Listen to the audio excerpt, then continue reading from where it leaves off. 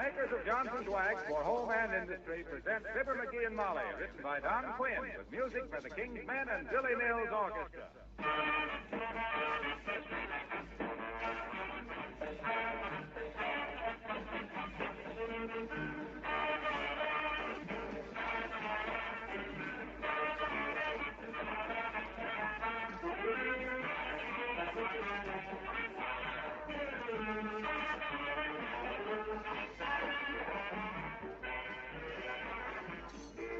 Wax has certainly proved to be very helpful during these days when we have to take better care of our household things. Take your refrigerator, for example. A great many of you undoubtedly use Johnson's Wax, probably the cream wax, to protect the outside against fingerprints, smudges, and dirt. But I wonder how many of you have discovered that you can keep the wire shells from rusting by giving them an occasional coat of Johnson's Wax. Let me read you part of an interesting letter that just arrived from a prominent businessman. Our electric refrigerator, like all others, he writes, is reaching the used stage. The wire shelves were rusting, and I suggested to my wife that she should clean them and give them a coat of Johnson's Wax. It really worked wonders and completely stopped the rusty condition of the shelves. Well, I'm very glad to pass this man's suggestion along. Johnson's Wax does protect metal surfaces against rust and corrosion. Try it on your refrigerator shelves the next time you're waxing your floors, furniture, and woodwork.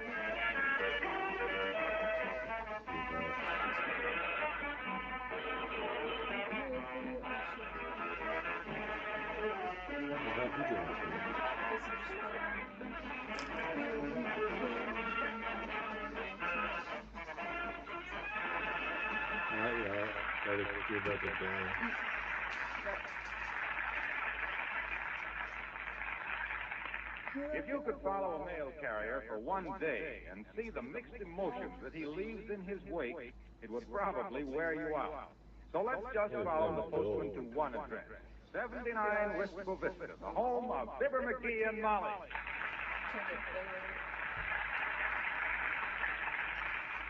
Mares, they don't, the letters they don't, the postcard for McGee, a kiddly-divey too, posties do. Oh, mares, they don't, number 79. And oh, they don't, the little Amity peanuts wouldn't you? Indeed, I would. Nobody asked me. Good day, sir. Have I the extreme pleasure of speaking to Mr. Fibber McGee? You have, Bud. At least I am. Are you the new mailman? Yes, I am, madam, and please let the post office department know if there's anything we can do for you. We'd be glad to take a letter or postcard almost any place you say. By the way, do you need any stamps today? No, Bob, I don't believe we do. Have you seen the new airmail? Very attractive and only 6 cents. No, I don't think we Well, do. how about some 3? I don't think any real American can have too many 3-cent stamps because Now, look, Bud, skip the salesman shit. You got any mail for me? Yes, sir, I have. One letter. There you are. Oh, thanks, Bud. Hey, what are you swaying back and forth like that for? You feel dizzy? Oh, no, I'm just training myself. Huh? Someday I hope to be a railway mail clerk and just travel around like every day. Well, good day. Great personality. Yeah, reminds me of the Pony Express somehow. Around the neck, mostly. Hey, this is the letter I've been waiting for. Who's the letter from? Woman in New York that analyzes character from your handwriting. I sent her a sample of mine several weeks ago. Oh, dear. What did she say? Oh, boy, this woman is uncanny. She's got my character down perfect. Listen to this. Your signature shows definite professional ability. Amazing. Listen, it says, your writing shows a keen understanding of human nature, a deep sympathy for your fellow man. Hey, where are you going, Molly? I'm going to whistle for that mailman. He gave you the wrong mail. Wait a minute, now listen to this. It says, it is to be hoped you are a physician, for you would have made an excellent one. You are analytical. You have a deep insight into human nature, and you have what is more important, the common touch. You get that, Molly? I got the common touch. Why don't you study medicine, McGee? Or would you have to go back and finish high school first? I always knew I should have been a doctor. Always wanted to be a doctor, in fact. If people could see your bedside manner when you're looking for your slippers on a cold morning, I don't think Common touch. Dr. McGee, physician and surgeon. Now, listen. Now, look, McGee, don't start believing everything you read in your mail. To think of the years I've wasted. the lives I might have saved, the suffering I might have averted. All because I never knew till now that I had it. The common touch. You know, McGee, I always thought you had studied medicine at one time. Did you really, Molly? What made you think so? Because of my deep analytical? No. Because no doctor's ever prescribed for you yet that you didn't give him an argument. Oh, yeah? Well, that's because they all got what they know out of books. I got it right here, in the heart. If I was to ever... Oh, hello, Alice dear. Hello, Mrs. McGee. Hello, Mr. McGee. Good day, child. Please sit down. What's troubling you this morning? Why, nothing is troubling. Come, child, relax. You can tell me. This nervous tension is something to be avoided. Well, how can she relax when you keep staring at the child, McGee? Are you sure you're getting enough rest, my child? Enough rest. Jeepers, I get 4 or 5 hours sleep every day of the world, my dear. That's enough for anybody. For a girl her age, McGee, she's... Hey, how old are you, Alice? 4 going on 5. 4 going on 5. What's the... Oh, my birthday is February 29th, leap year day. I have my 5th birthday this year. Ah, 5-year-old child. Well, go ahead, doctor. Examine her. Maybe she's teething. Please, ladies, please. Less levity. You can have any less. Now, child, I want you to stop worrying. Worrying? Criminy, I'm not worried. After all, things like this may pass off in no time at all. The main thing is... Things like what, Mr. McGee? Oh, stop scaring the girl, McGee. There's nothing the matter with her. Of course there isn't. Nothing serious, anyway. Tell me, Alice, do you have a slight feeling of hunger before meals? Well, yes, I do, but... Do you have a sort of a tired, sleepy feeling just before you go to bed? Yes, is that very When you get out of the bright sunshine, when you go out of the bright sunshine into a movie theater, does everything go black for a brief time? Gee, come to think of it, it does. Mr. McGee, is there something... Now, Alice, what's the matter? You're getting pale. I guess I don't feel very good all of a sudden. I think I'll go up and lie down. The best thing you can do, child. I'm afraid you've been burning the candle at both ends against the middle. Here, have this pill. McGee, what are you doing? You have no business writing prescriptions. But this is just a blank piece of paper, Mrs. McGee. Yes, that's to put your gun on. I don't want you swallowing when you lie down. Now run along, child, and get plenty of rest. Drink a lot of milk, and don't worry. All right, but jeepers, I feel awful. Now, McGee.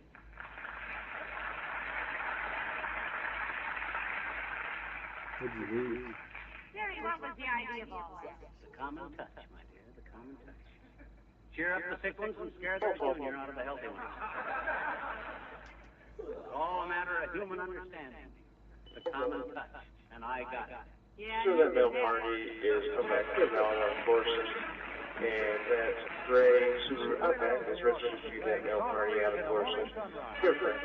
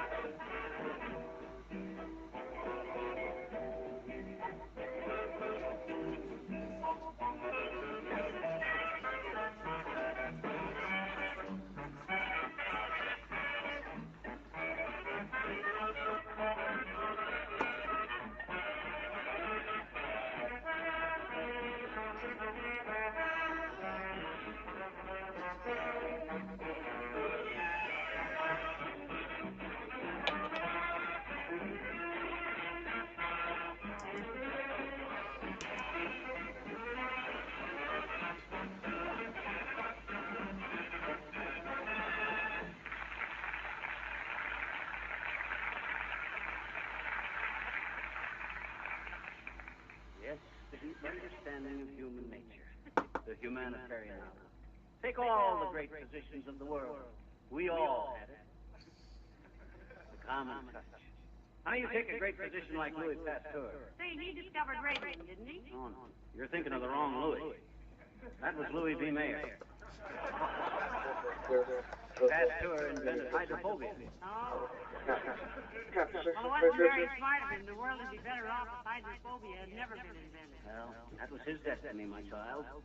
When we got the common touch, like I got, we can understand that a human being is but a small cog in the vast machinery of the Saved by the bell. Yes. Come in. Ah, good day, Mrs. McGee. What a sight you are for sore eyes. And McGee, dear fellow, what a sight you are. Nice of you to drop in, Mr. Wellington. Hello, Sigmund, my boy. I trust you will forgive me for my rudeness at the Rotary luncheon this noon.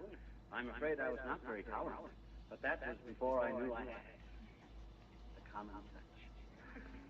What did you do that was so rude, McGee? Oh, nothing really at all, my dear. It was really nothing. He merely sneered at one of my humorous anecdotes. The one about the little shepherd girl who disappeared, and they found her little sunbonnet weeks later out in the pasture. Well, tell her the payoff, Sigmund. I consider it very amusing. The denouement of the anecdote, Mrs. McGee, is that the girl was victim of her own ignorance. Her name was Ivy, and she didn't know that little lamb did Ivy.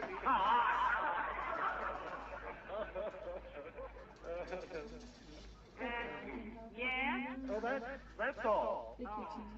It went big at the luncheon, Molly. You made a fine speech, Wellington. Incidentally, you better watch your diet. I beg your pardon, old chap. What about his diet, McGee? For him, I'd recommend a high-protein diet. No roughage. Lots of whole wheat bread. No pork. Lots of milk products. Get lots of rest and cut down on the smoking, Wellington. Better come back again and see me in about 2 weeks. And don't worry, we'll pull you through this all right. You'll have to. I won't go through it willingly.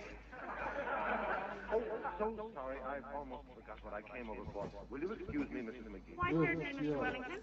Joe. I see, my dear. Cat litter on the chin. Oh, sure. Glad to, Wellington. And don't apologize. Remember the sportsman's motto. It isn't how you played the game. It's did you win or lose. What a charming person. Well, I must go home and give my Great Dane his German lesson. You're teaching your dog German? Yes, in case we wish to travel in occupied Germany after the war. Yeah, but how do you expect a dog to speak German? But he already does. What? I started him off with Americans Auf Wiedersehen, expected your and already occupied he can Germany say out. after World War II. Well, what did he want, dearie? Wanted to borrow $2 till Saturday. Well, if you didn't have it, at least you're getting it. What? The common touch. Though I suppose a touch for $1 would be even more common. What's the matter? I just wondered if Kramer's drugstore's got a stethoscope I could buy. What's a doctor without a stethoscope? Oh, now, just a minute, Nicky. Don't go too far with this thing. What you mean? Why, the first thing you know, you'll be caught practicing medicine without a license, and I'll be writing tear-stained letters to the parole board. Oh, come, my dear Molly, come. Medicine is merely a hobby with me. 4133 Carl legislate David Paul 194. Anyone I know? Hand me the phone, my dear. I shall call the apothecary shop.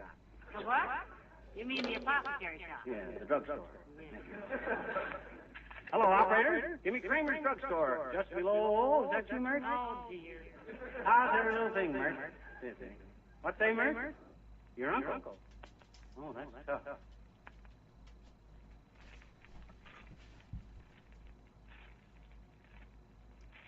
Lost a pair of others, eh? Doesn't he know where he lost them, McGee? Sure, they Sounds went in the like army. they lost their place.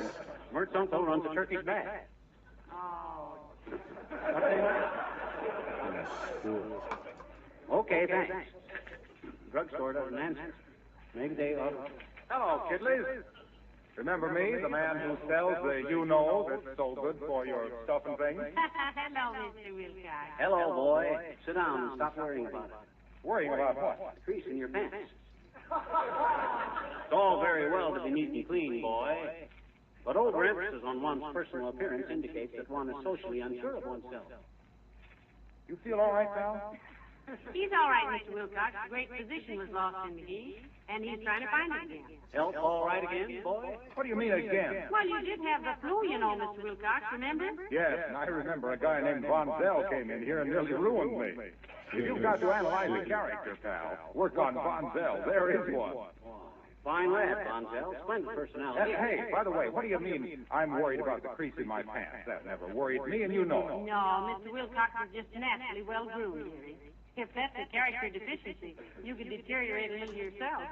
Come. I was merely pointing out that too much neatness and coolness is merely the result of the subconscious mind trying to overcome a natural tendency towards sloppiness. Is that clear? Well, personally, I think it's a lot of mahula. When people are neat and clean, it only means that they like to be neat and clean, that's all. Ah, but look, boy. You mean to sit there with your head between your ears and tell me that people all over the world use Johnson's wax because they feel socially unsure of themselves? Birdseed. They use Johnson's wax because they know how it'll save housework. It'll preserve and beautify their floors, woodwork, and But furniture. subconsciously, boy. Subconsciously, they feel they're economizing, too. Because wax-protected things last longer and require less frequent replacement. Yeah, but the common touch, Mr. The most beautiful common touch in the world, the touch of a Johnson wax surface. The satisfying, smooth, satiny feel of a surface sealed against dust and dampness. And hey, if you want to play doctor, pal, don't try it on me. I wouldn't let you examine the tongue on my coaster wagon. Goodbye now.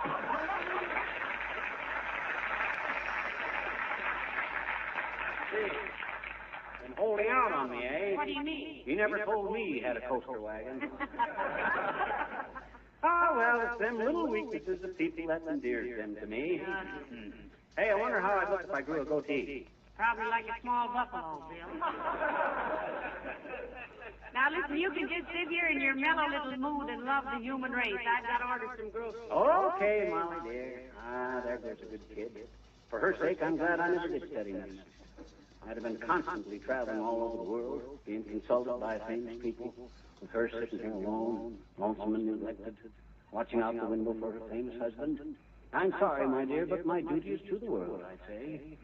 Did you know there was a petition to bury me in Westminster Abbey? No, not now. I mean after I'm dead. Ah, I can hear them bells. The chimes of Westminster... Come in. Hi, mister. Good day, my child. Come in, little one. Do sit down. Well, I said sit down. I'm very happy to see you. are you kidding, mister? No, my child. Why shouldn't I be glad to see you? Oh, gee, you almost hardly never are, betcha. Ah, but don't let my gruff exterior deceive you about my warm heart and great human understanding, sis. Well, Well, generally speaking... my daddy says so, too. Says what? He says you're generally speaking. Your old... Ah, yes, your father. Fine man, your father. Interesting example of a dual personality. If I can borrow a couple of pistols. Well, how do you feel today, sis? Not very good, I guess. You don't? I says you don't? Don't what? You don't feel good. Hey, how'd you know? Oh, just a gift for diagnosis. What's the matter? I got a little sliver in my finger, see? A what? A sliver. It's too small for a splinter and too big for a sliver. Well, that's nothing to worry about. I got one in my own finger.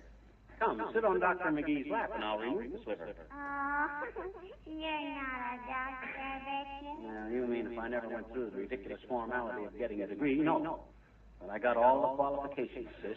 Human understanding, knowledge of people, and the common touch. Now, hold still. Okay. There. Now, that didn't hurt a bit, did it? Gee, not a bit. I never even felt it. Well, that's because when you're a doctor at heart, you've got a sensitive touch. A dexterity in your hand. There's another reason, too, I bet you. What's that? You took the sliver out of your own finger. Oh, my finger. Hey, Molly. Bring the other guy.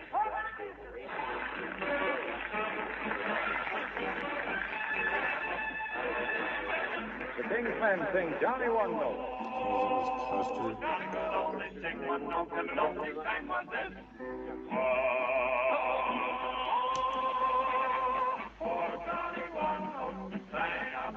and just overlord in the bay. Poor Johnny Wando yelled willy-nilly until he was blue in the face. For holding one note was his aim. Couldn't hear the brass, couldn't hear the drum.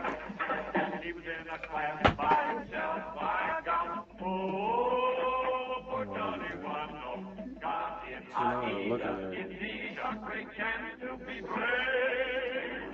He took his one note, howled like the north wind, a north wind that came with his rain. While he turned round in his grave, couldn't hear the sun or the trombone. Everyone was mute. Johnny stood all alone. Captain, don't stop yapping, lions in the zoo were all jealous of Johnny's victory. Thunder clap, stop clapping, traffic ceased its roar, and they tell us Niagara's the sill. He stopped the train, whistle, whistle, whistle, whistle, oh, whistle bound to his ear. Sing it, Johnny Wando, sing it out, it's just no enough. Well, on the ground, louder and louder, and taller and taller, and prouder and prouder than proud. Oh, sing Johnny Wando the Bound. Sing Johnny Wando, sing Johnny Wando, sing it and sing it out loud.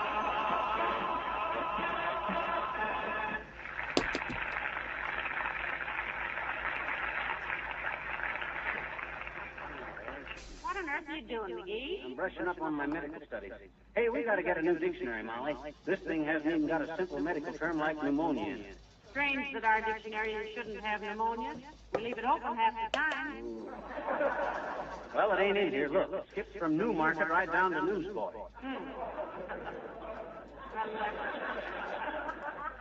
Have you looked at the feed? What good would that do? Pleurisy and pneumonia are two different kinds of things. Come in. Hello, folks. Remember me? I'm Beulah. Oh, yeah. Toots' cook. Well, how are you, Beulah? Come right in, Yeah, thank you kindly, ma'am. How are you getting along with the Tootses, Beulah? Mr. Toots like your cooking? Oh, he do indeed, Miss McGee. He do indeed.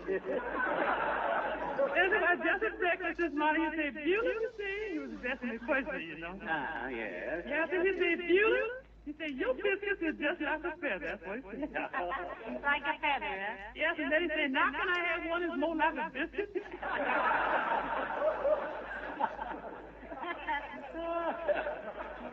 Oh, Mort, he's a clip. He's got more wheezes than a hawk shop accordion. Hawk shop accordion to the man.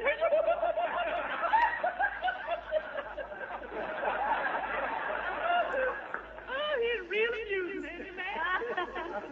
He's got the common touch, Beulah. Well, what can we do for you this evening, Beulah? Oh, nothing at all, Mr. McGee. Nothing at all. I just brought you a half dozen cream puffs I just made fresh. Oh, thank you very much. Himself, he just loves cream puffs, don't you, dearie? Yeah, I'd like to fall in a well full of them and eat my way out. Are you sure the Tootses can spare these, Beulah? We don't want to short them on ration points. Oh, no, Mr. Toots, he ain't one for dessert, you know, and I saved some for the kids. Besides, I just want to know Beulah's cooking, just in case. In case of what, Beulah? Oh, just in case, that's all. You know when a gal bend over a hot stove all day long, she can't get frozen to a job like that. Bye now.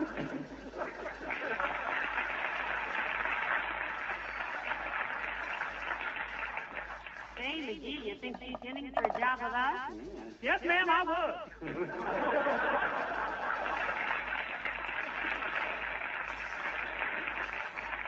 There. She's a creature of impulses, as I read her character. Impulsive, warm-hearted, and loyal. Yes, sir, she's the kind of... Ah, I only had my medical degree. At $5 a call, I'd have made $30 so far today. Come in. Oh, hello, Dr. Gamble. Hello, Molly. How are you today, my little hypothyroid? Please, doctor, there's a lady present. I'd suggest you leave my thighs out of the conversation. Don't mind me, boys. You know, it's been a long time since I was so delicate that I called the leg of mutton a limb of lamb. You know, you look tired, Doctor. I am tired, my dear. I've been sick for a week, but my confounded patients won't leave me alone long enough so I can go to bed and rest. I'm so run down, I got tread marks on my shirt. The trouble with you, Doc, is that you bungle your cases. You rely too much on materia medica, not enough on human nature. The best way to practice medicine is not with pills. It's from here, from the heart. I see. And what would you prescribe for influenza, Dr. Gillespie? Long walks in the rain? Not at all, my dear sir, not at all. But I'd mix a little kindness and warm-hearted understanding in the treatment. You know, when you say things like that, dearie, you get the moist, happy look of a horse that's just had a nice roll in a dirt road. Now, look, McGee, when I passed my medical examination... Oh, that's great, Doc. Hey, Molly, Doc passed his medical examination. I was wrong. He is practicing legally. Why? Why, you insulting little gutter snipe? Are you trying to insinuate... Now, boys, please. Come, McGee. Don't lose the common touch. Oh, I'm sorry, Doctor. I forgot myself. Well, don't remember yourself on my account. I was merely trying to point out, sir, that in the proper treatment of people, understanding is the prime factor. You got to get behind the illness, know what they're thinking. I know darn well what they're thinking. They're thinking, A, is this going to hurt? And B, is Doc Campbell going to let me off cheap? The answer is yes and no.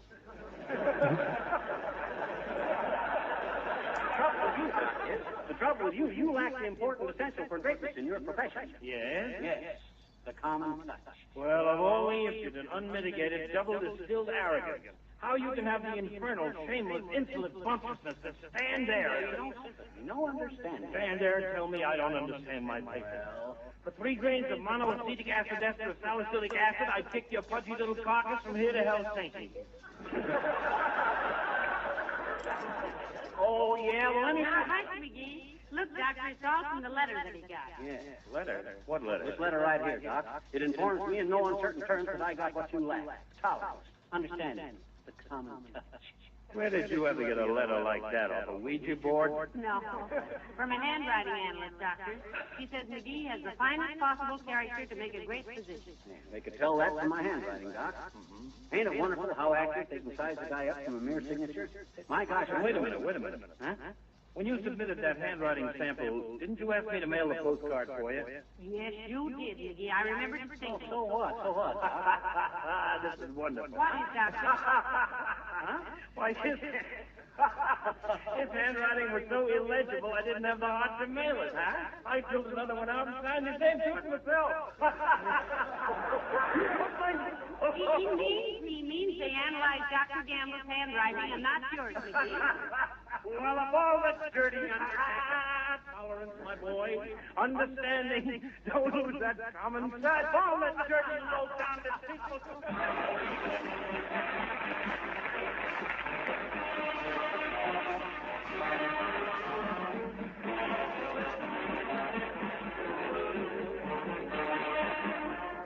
For those of you who have floors of asphalt tile, either in your home or place of business, you'll want to know that Johnson's Glow Coat is the preferred polish to use in protecting these floors.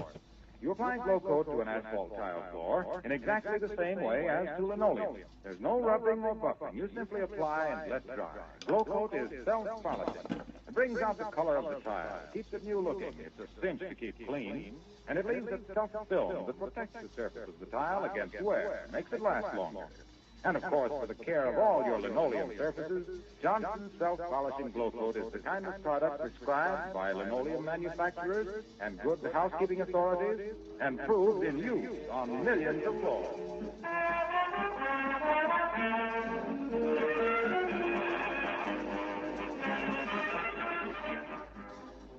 Ladies and gentlemen, we want to thank you for the wonderful way in which you answered our recent appeal to you to buy war bonds. We're sorry we can't give you the final results as all the returns are not in.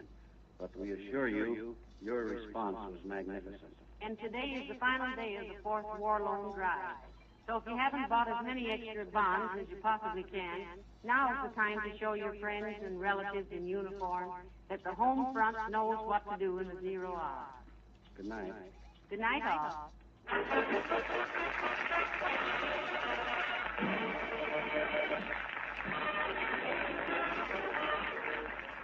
The character of Wellington heard on this program was played.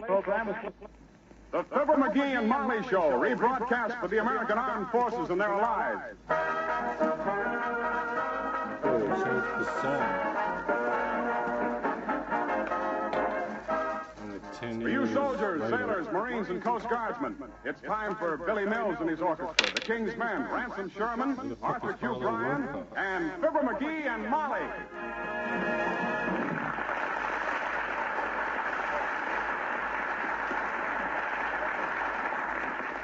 One of the things that Mrs. McGee is never quite sure about is whether it's more satisfactory to send her husband to the grocery store or go herself. At the moment, however, she's trying it the hard way once again as we meet Fibber McGee and Molly. Now, let me get that again. A loaf of bread, half a dozen eggs, and a can of corn. Is that all? That's all. Shall I write it down on a slip of paper for you? Why, certainly not. My gosh, anybody that couldn't remember three simple little items like a loaf of bread and a can of corn and Half a dozen eggs. half a dozen eggs. I got it. How about some meat? We're all out of meat points. Okay, that's what we'll have then. What? Leg and nothing. Well, here I go, laughing and scratching. Corn, eggs, and bread. They have the phone call put on our bill, too. What phone call? The one where you called me up and asked me what was it besides eggs and bread? Don't worry, Snooky, I got it. Now, wait a minute, let me see. Cornbread and eggs. Cornbread and eggs. Cornbread and eggs. Seems to me there was three things she wanted. Eggs, cornbread, and something else. Oh, well, she'll be expecting me to call up anyway. Say, excuse me, but could you tell me what... What are you talking about? Well, I'll be... if it isn't good, well, by George, yeah, certainly... Well, how are you, old man? Why, I'm fine. Well, I said he tripped out, man. Uh-huh. Here, put her there. Boy, it's grand to see you again after all these years. You're looking great. Well, thanks.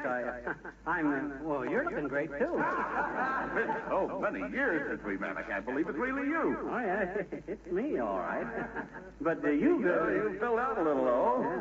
Broader in the shoulders. That little touch of gray hair, very distinguished. Oh, it's nothing. Yes, it is. Say, you remember me, don't you? Bill Smith, back in school? Bill? You mean back in Peoria? Yeah, Peoria. Good old Peoria. One time we used to have in the...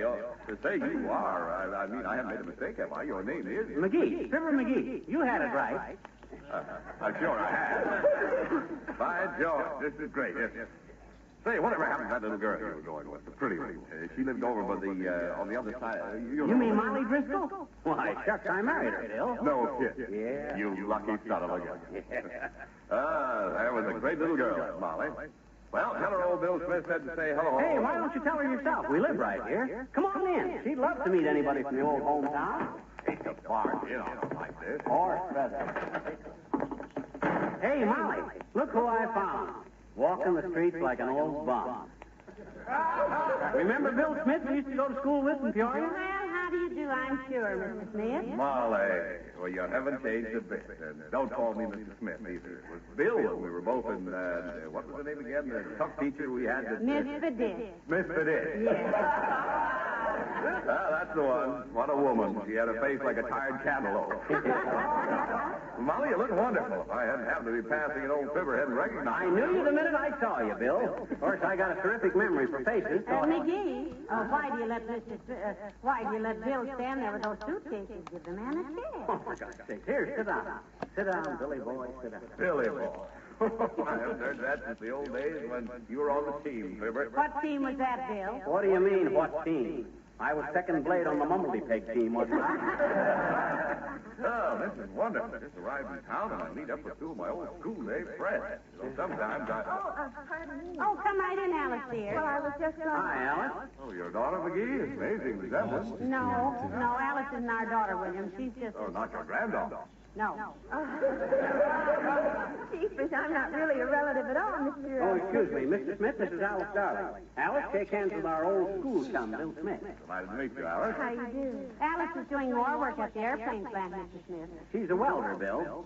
carrying the torch for several thousand aviators, you might say. No relation, eh? Well, I would have Oh, thought. I'm not really related, Mr. Smith. But after all, Mrs. McGee has been just like a mother.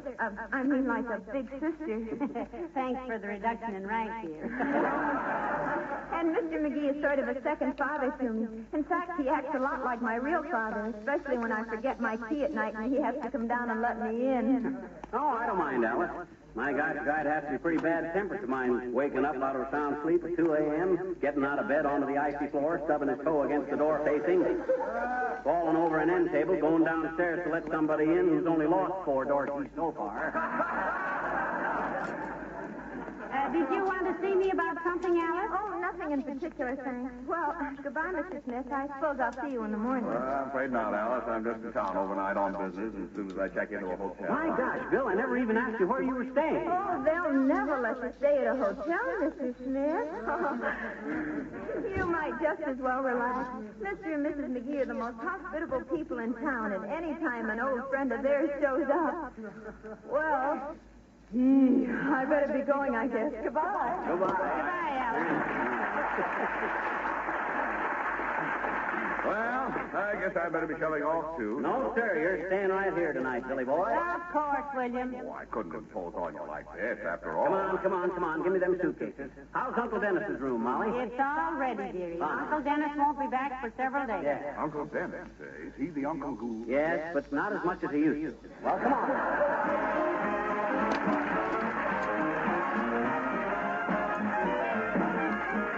Billy Mills and the orchestra playing Temptation.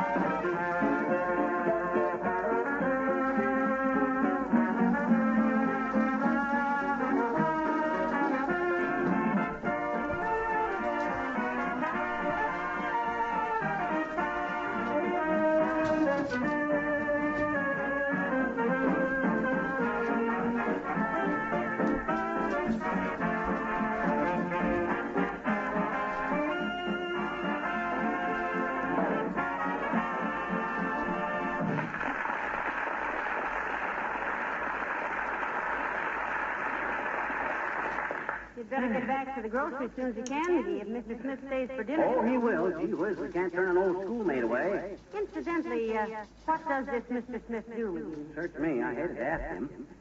And there's nothing in his wallet that gives a clue. In his wallet? Yeah, nothing but $65 in cash, some credit cards, 2 mutual tickets from Hialeah, a card with his wife's birthday and wedding anniversary wrote on it, and a recipe for how to make a gimlet.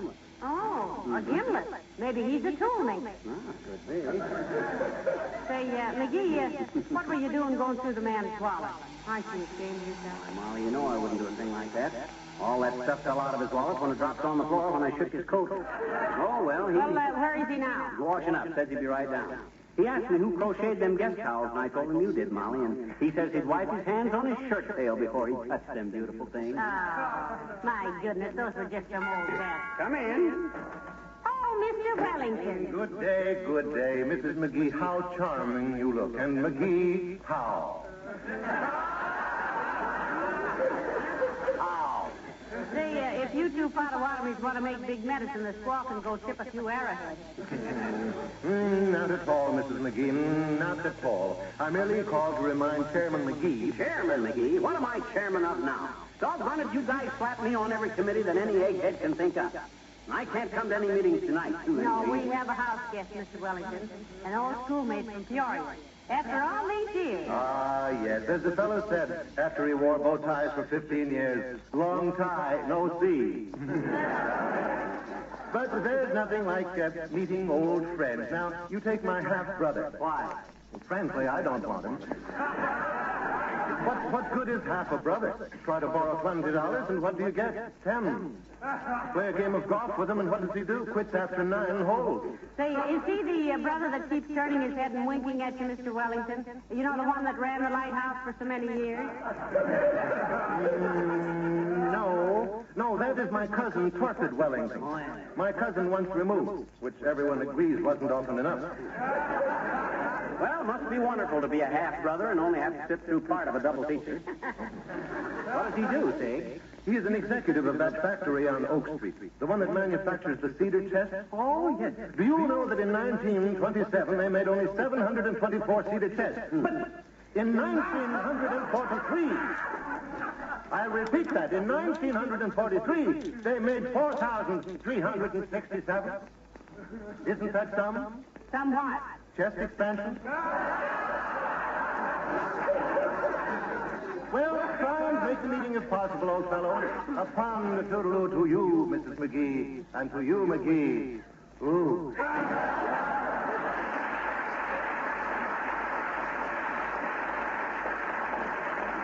Big chiseler. No, he's nothing of the kind. Mr. Wellington is the soul of honor. You got him 2 inches too far forward in the shoe, baby.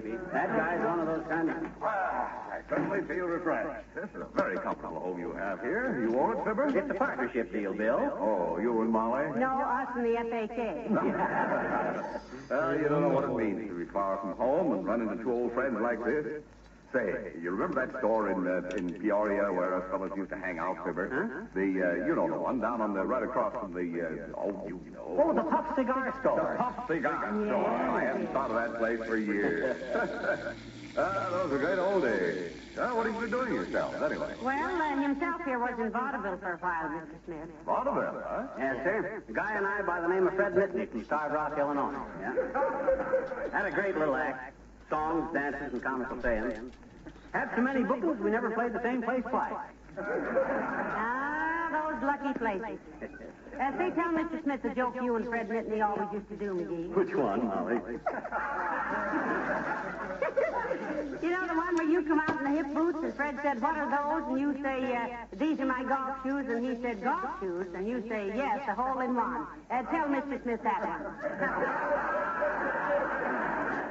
I wish you would. No, I don't want to get those jokes started again. Might want to revive the old act anytime now. You know. Must have been a lot of fun. Yeah. Did you didn't make all your money in vaudeville? As a matter of fact, he didn't make any of it in vaudeville. As a matter of fact, I didn't. Hey, you remember the time? Hello, Molly. Hiya, pal. Hi, Bill. Oh, excuse me. I thought it was somebody else. Come on in, Mr. Wilcox. This is Mr. Smith. Mr. Smith, Mr. Wilcox. How do you do, sir? All right. Mr. Smith's an old friend of ours, Mr. Wilcox. Knew us back in our old school days, Junior. Well, looks a little young to have been a truant officer that long ago. Well, you're looking nice, Mr. Wilcox. How's everything with you? Oh, wonderful, Molly. Business has been wonderful. Oh, business. Don't you ever think of anything but business? Let me think. No. What is your business, Miss Wilcox? Oh, dear. Rocket ship for Racine, leaving on track 2.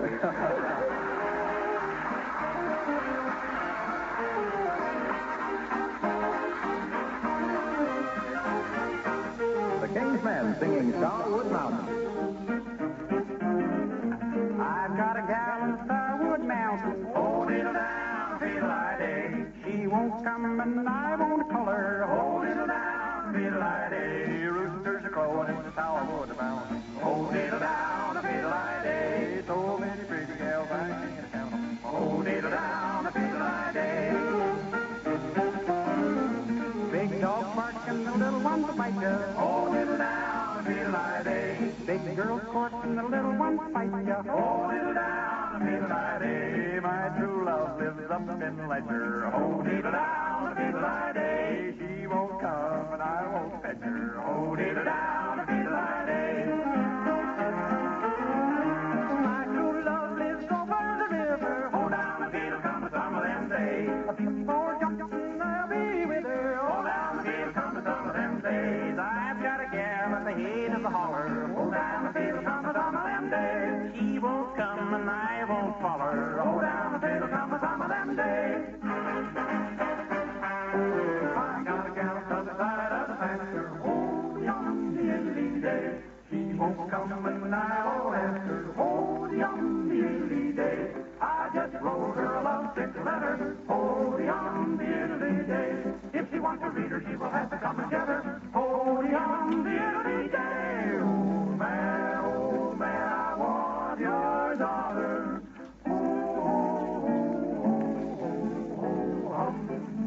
She must take and carry me water.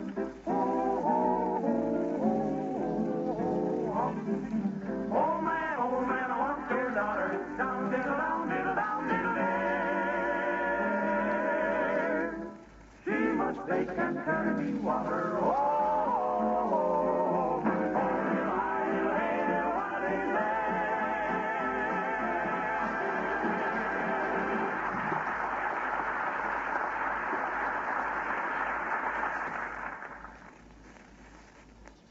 That reminds me, what time is it? I simply got to get downtown. I got so interested in talking to Mr. Wilcox here, I almost, I forgot I have a couple of business calls to make. Oh, but look, Bill, gee whiz. Hey, I'd be glad to drive you downtown, Mr. Smith. Hey, I'd appreciate it a lot. Well, I'll be back in a couple of hours, folks. Bye. Well, for the love of God. It's a fine state of how do you do. Wilcox running away with our guest. Heavenly days, McGee. You can't deny the man a business call. He has to make a living. No, I don't see why. Oh, maybe Mr. Smith forgot something. Come in.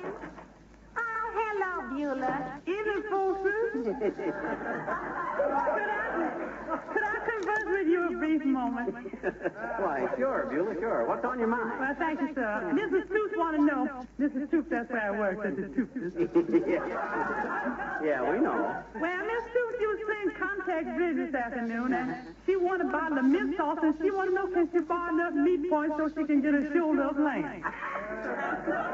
Well, I'm sorry, Beulah. Tell her we're short of meat points ourselves. Borrow enough meat points for a roast. That woman has got more brass than the Boston Symphony. Got no brass?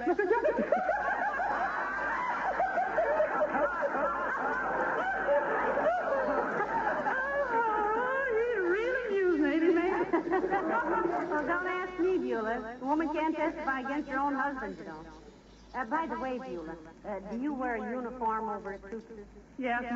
Mr. Stoops say I ought to wear a 10-gallon hat, too, on account of I'm so at home on the range. How do you dress on the days when they have company? Well, sir, first I put on my shoes and my hose, then I get out of bed and I listen to my... Who want to know that?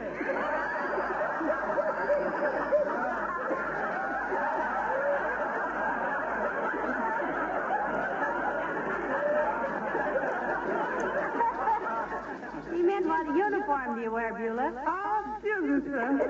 Oh, I just wear the usual, a little white apron and a banana on my head. You mean bandana? Yes, and that's what I said, banana. Well, thank you much, folks, and don't forget, if you ever need a good cook, I'm a specialist on them. What's your favorite dish, Mr. McGee? Squab and wild rice. Oh, that's my specialty. Yes, and I make it with plain rice. Huh? Because when it seems a squab, it goes wild. Well, good night.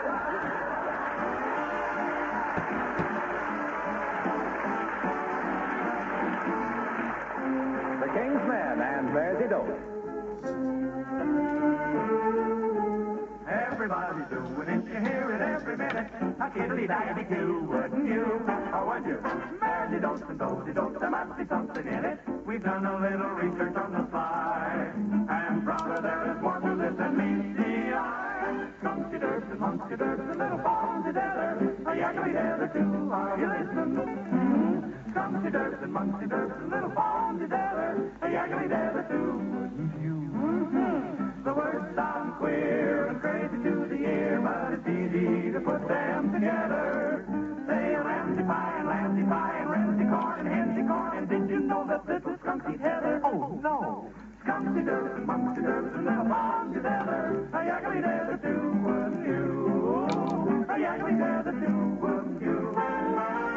Cows are creaking, cows are creaking, little birds are tiny, a piggly tiny too, and you would too if you could get it. Cows are creaking, little bears are tiny, a piggly tiny too, and don't forget it.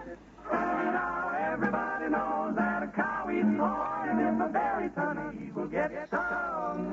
And everybody knows that if a pig won't eat, he's either too old or too young. So cows eat eating, sows eat eating, little bears eat honey, a pig eats honey too, and you can bet it. Snails eat eels, and whales eat eels, and little sharks eat oysters, a squid eat oyster too. Wouldn't you? Leave our faces. Snails eat eels, and whales eat eels, and little sharks eat oysters, a squid eat oyster too. Wouldn't you?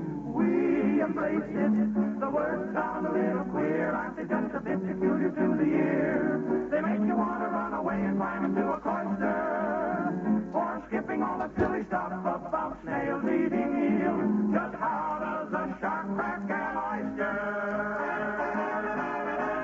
Snails eat eels, and cows eat greens, and skunks eat earth, and punks eat meats, and there's a does, and those, and little lambs and daisies.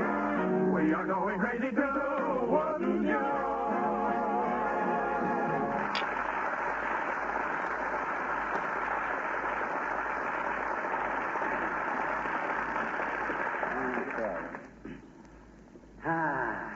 How do you like these cigars, Bill? They're good, aren't they? Oh, swell, Fibber. They're great. How long have you been smoking? First one I ever tried. Where'd you buy them? Downtown here somewhere. Man, I'm so full of food I can hardly breathe. That was a wonderful dinner, Molly. Well, thank you, Mr. Smith. Say, by the way, speaking of food, you remember where we used to go for those wonderful malted milks back in our school days? Oh, you mean up in the same block as And the shoe store that was run by the father? I remember. He was in the same English class. What was that teacher's name again? Fiddick. Fiddick. Yeah.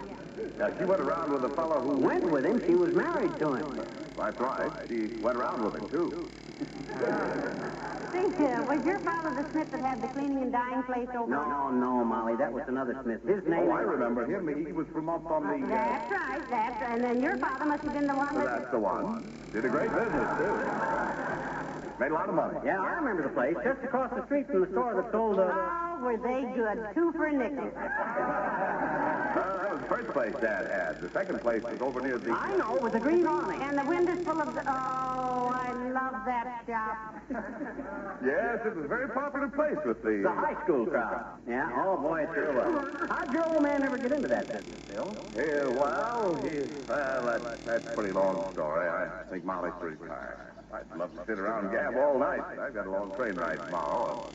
Well, that was a wonderful dinner. Oh, I'm so glad you enjoyed it, Mr. Smith. Say, I put an extra blanket on your bed in case you turn cold tonight. Thanks a lot. McGee, you're a lucky man. She's a lucky woman, too. I paid for the blanket. Well, good night. Good night. Good night, Billy boy. Say, what on earth was that silly routine we were doing? I don't know. You mean about the green awning? Sure. I don't know. I'm kind of baffled myself. You know, the more I see of Mr. Smith, the less I can remember him. Are you sure we know him? Why, sure I'm sure. He come right up to me on the street and called me by name, didn't he? And asked how little Molly Driscoll was. My gosh, if he wasn't the real thing, he'd never... Who's that? Who makes calls at this time of night? Come in, Doctor. Hello, Dr. Gamble. Hello, Molly. Saw you light and thought I'd stop and say hello. Hello, slum child. Who's the proud papa? Proud papa? Don't tell me you bought a decent cigar. That doesn't smell like your usual brand of mildewed buggy whip. Well, it was given to him by our house guest doctor, an old school chum from Peoria. Yeah, sorry you weren't here earlier, Doc. Like to have had you met him. Yes, I'm sorry, too. Any school chum of yours would be a curiosity to me. You must show me your third-grade diploma sometime. Oh, now, Dr. McGee went further than that. Don't talk to us about education, you silly aspirin peddler. The only reason you turned out to be an ear specialist is because you peeked over so many people's shoulders at examination time. Why, you ignorant little ignoramus. It's no wonder you wound up working for whom you do, the way you must have polished apples to get through the elementary grade. Why is that so? Why you big...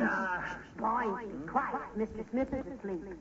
Why, you big, egotistical, swell-headed, five-headed cap pistol. You could study your way through Mother Goose. And any time you can show me a high school diploma, you phony little infinitive splitter, I'll eat it in the window of Kramer's drugstore with lettuce and mayonnaise. Now, boys, please don't do that. Look who's talking. Why, I've been further under the barn looking for eggs than you ever went in your whole college career. You test tube titmouse. Yeah? The only reason I took up medicine is so that I could wear rubber gloves and strangle stupid little biological missiles. Say, before I forget it, haven't we got a cribbage game scheduled for tomorrow? McGee said you did. At the Elks at 2:30. Can you make it, Doc? I'll be there. Good night. Good night, Doc. So long, kid.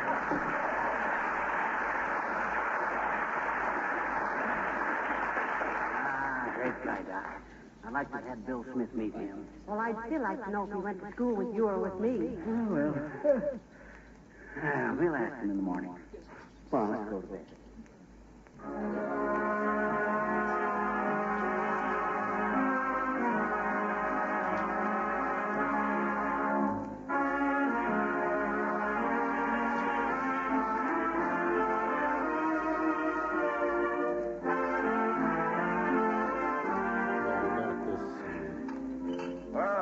Wonderful breakfast, Molly. Well, I'm glad you enjoyed it, Mr. Smith. How'd you sleep? Like a top. Hey, Bill. Yeah? Well, Molly and I got to talking about everything last night. We're kind of puzzled. Which one of us did you go to school with? Yes, you know, McGee and I were several grades apart in school. Well, you've been too nice to me to be a rat any longer.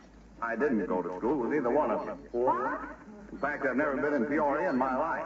Well, heavenly days. Doggone it, what was the idea of giving us that old childhood playmate business? Look, did you ever try to rent a hotel room in this town?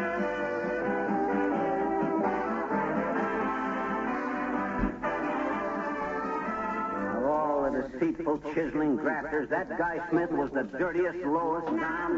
Now, for goodness sakes, McGee. The man was desperate. Yeah. And he can't be so bad when he was so thoughtful as to send me these beautiful flowers. Oh, yeah? Trying to patch it all up for $3 worth of petunias, eh? By George, when I give this story to the newspapers and he sees his name in print, he won't be... Oh, say, McGee, I forgot to tell you. He sent you this box of cigars, too. Cigars? The kind he gave me before? That was a pretty clever stunt of his at that, you know? Great personality, Smith. My, how he has changed. Huh? Never mind. Good night, all.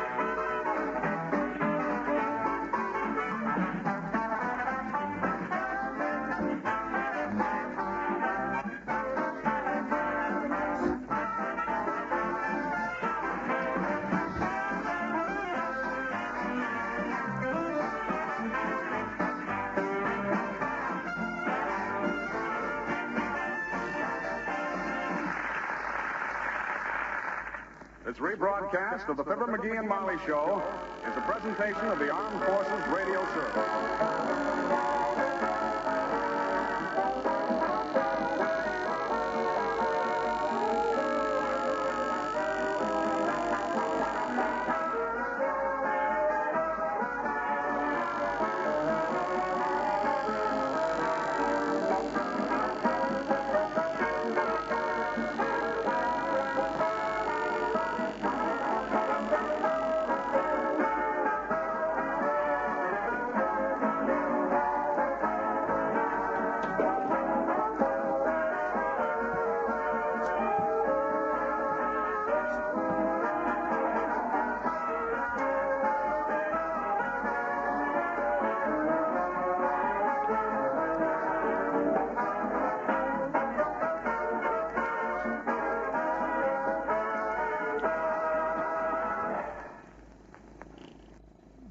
Show.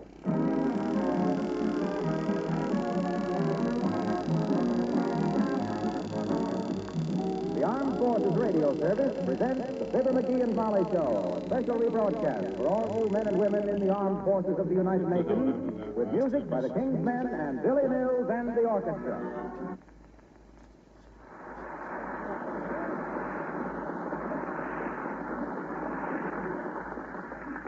The horses of America should be thankful that every middle-aged, dream world, armchair buckaroo doesn't actually head for the open range.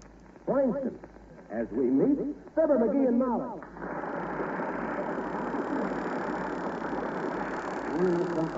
Oh, boy, is this exciting. Listen to this, Molly. I'm defenseless. Go ahead. Listen. Topping the ring rock, Gunsmoke Gilroy encountered his ancient enemy, Dirty Shirt Digby. Like a streak of lightning, he went for his shooting iron. He went for his what? Went for his shooting iron. His pistol. Where was it? Why, they were on his hip. Well, that's not so far to go for a pistol. Unless he was a very tall man. The point is, Mrs. McGee, that in the Old West, they never pulled out a gun. They always went for it. Oh? Now, quit interrupting, Molly. This is quite exciting. Go ahead. There was a thunder of gunplay, and Dirty Shirt Digby toppled from the saddle, never again to blast a peaceful rancher into eternity, nor raise the dust of wickedness on the old Santa Fe trail. Ah, those are the days. You know, I come from an old Western family myself. Western Illinois. Oh, sir, the old Wild West of the United States. My Uncle Sycamore McGee was one of the old-timers out there. Why, he spent half his life as marshal of Dodge City. Yeah, and the other half dodging the city marshal. Ah, the stories he used to tell. How he'd get up at dawn with the smell of the sagebrush permeating the desert air. How he'd saddle his old paint. Don't you mean he'd paint his old saddle? Of course not. Saddles were never painted. A paint is a kind of a horse. I suppose a man had to have a paint to ride through the brush. So... Molly, you got no romance in your soul. Personally, I got the Old West in my blood. Ah, to squat before a campfire, inhaling the clean odor of wood smoke as the coyotes howl in the canyon. Baby, that's for me. Well, you can have my share too, dear. Hmm? I'll take my chances with mice and mosquitoes, but you can have a country full of sidewinders and tarantulas. You don't mean tarantulas. You mean tarantellas. I don't either, McGee. A tarantella's a Spanish dance. Oh, no, it ain't, sweetheart. A tarantella is a long, thin cigar. That's a panatella. Go on. A panatella is your kneecap. Your kneecap is a patella. I thought a patella was a small mistake. No, that's a peccadillo. A peccadillo? Well, then what's that kind of a cucumber that soaks in A brine? dill pickle. Oh, yeah. Well, how'd we get here from tarantula? Well, I don't know, but the farther the better. What are you going to do now? I'm going to build a wood fire. Reading that Western stuff has made me hungry for the good, clean smell of wood smoke. We got any greased wood in the corral, partner? No, I'm a little maverick, nary a stick of greased wood. But them Western magazines ought to make a nice hot fire. I'm not through with them. I'm reading a serial about how Hash Knife Horton brings peace and security to Bond's Valley. Drives out the rustlers with his trusty fixed gun. 6 guns, how much did he carry now? He didn't have 6 guns. They called the gun 6 guns because the fired 6 shots without loading. Come, Sarah. See? Well, how many would they fire if they were loaded? Oh. Hey, where's the hatchet? I got to stop some fiddling with. It's on the back porch. What's it doing out there? Waiting for you to come back and crack some more walnuts. Oh. Well, I'll go out and get us some firewood and build some nice roaring fire in the fireplace. So long, gal. Keep your powder dry. I can't do it, partner. There's a leak in my corn pad. Take care of yourself there. Sure will. Ah, old West. Sometimes I wish that Molly had more of the time like this. I can just imagine her in a pretty little sunbonnet, up on the seat of a covered wagon. While I kept an eye peeled for Indians, why, if we only... Don't do that! My gosh, hi, sis. Oh, what you talking to yourself about, mister? What you doing? Oh, just recall the old days when I was out west, sis. Oh? Sit down, spell, partner. Tell old Sandman McGee the news. Ain't seen a white man in these parts for yards and yards. Teddy Roosevelt still president? Oh. You know it's Franklin outside, Franklin, eh? Kept it in the family, did they? You spent much time in the Old West, Sis? No, but my brother's a ranger, I bet you. Oh, a Texas Ranger? No, ranger for Billy Mills Orchestra. Oh. Hmm? I said, oh. Oh, why? Oh, if you only knew. Oh. Personally, I was out west of Flat itself, Sis. Used to drive the Charles cart for the old XIT outfit in Texas. The what, mister? The Charles cart. Most ranchers called it the chuck wagon, but we had a very fancy spread. I'll never forget the time the boss ride up to me and says, Panamint, he says. Always called me Panamint. Panamint, he says. I bet you they called you that on account of the Panamint Mountains, I bet you. We've had them in geography. No, they called me Panamint because I was so fond of candy, Sis. Always had a mint in my pan. Panamint McGee, I was known as in them days. Panamint McGee, the pride of the parish, perennially pursuing pesky pursuits on my tingle pony, patiently prodding pioneer pals into proper pastures, picking up a pocket full of pesos, prospecting perilous properties, and probably the picturesquest of the pistol packing poppers from the pedestrian tax havens of old Fort Bliss to the it's a wonderful country out there. You better stay put. Heavenly days, McGee, do you need all that firewood? Certainly, I've been yearning for the sight of a big roaring wood fire, and boy, George, I'm going to have a big one.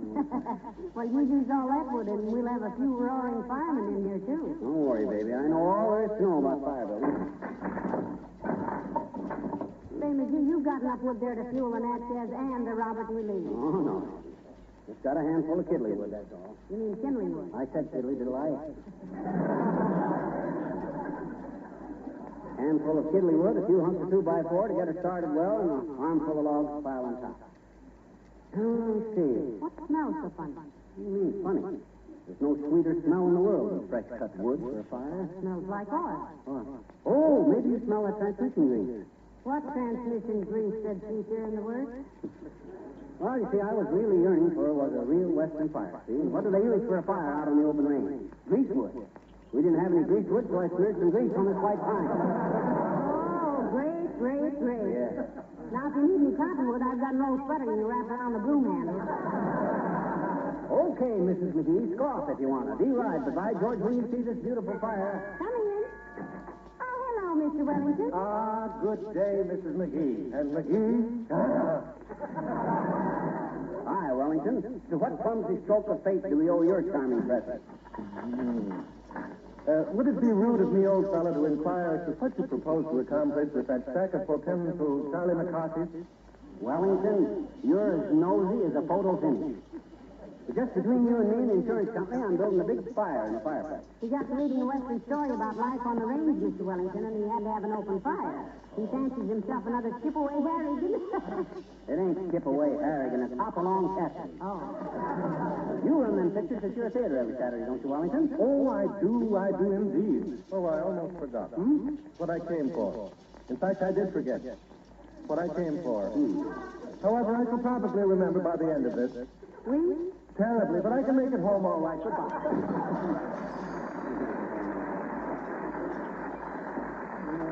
What a character. Well, he's always... Say, what are you doing? I'm whittling this stick so it's fuzzy on the edges. That's the scientific way to build a fire, see? Catches fire easy. Very clever idea. Just what I don't know about building a fire you could engrave on the head of a bubbling fountain. Well, here we go. First the paper, then the kiddly wood. Now for the 2x4. Quite a production. Now all you need is a lantern and Mrs. O'Leary's cow. Don't worry, I'm going to light this fire the way the cowboys do. Well, this ought to be interesting. How do the cowboys light a fire? They use matches. Oh. Well, here she goes. Now for a good old fire. Well, hello there. Say, what is this, a weenie roast? Hello, Mr. Wilcox. Howdy, stranger. Lie down and hunker up to the fire. I'll have one of the wrangles hobble your horse. Here for a cigar? Real good. Bought 'em in the store. All right, I'll bite. Who are you tonight, Roy Rogers or Wild Bill Elliott? Well, he's got the West on his chest tonight, Mr. Wilcox. That's all. What's your outfit, neighbor? Seem to recognize your face somehow. You one of that wild bunch from the Cherokee Spit? Stranger, here in the West, we don't aim to ask personal questions. I got my guns tied down and I'm on the prowl. Maybe I better be sashaying along. I can make the stage station by sunup. No, mister, you said a spell with Paul here.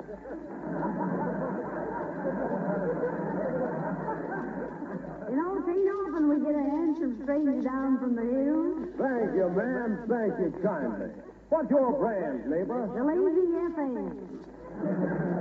What's yours? I'm with the J.W. spread, partner. The J.W. spread. You don't mean... Yeah. You hear that, Ma? This Waddy writes for old J.W. Well, what's new down that way, stranger? Now, Ma, you shouldn't have asked the boy that.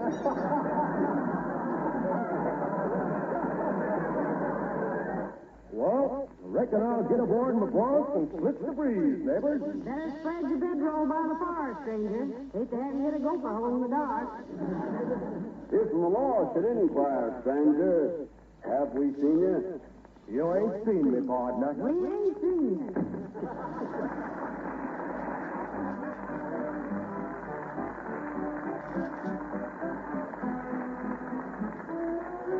The King's Man and the Surrey with the fringe on top.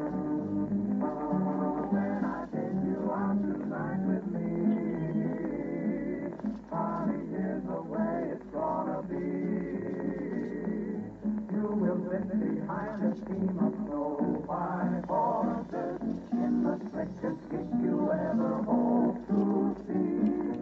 Dick and Dutch and King Surrey, when I take you out in Surrey, when I take you out in Surrey with the fringe on top.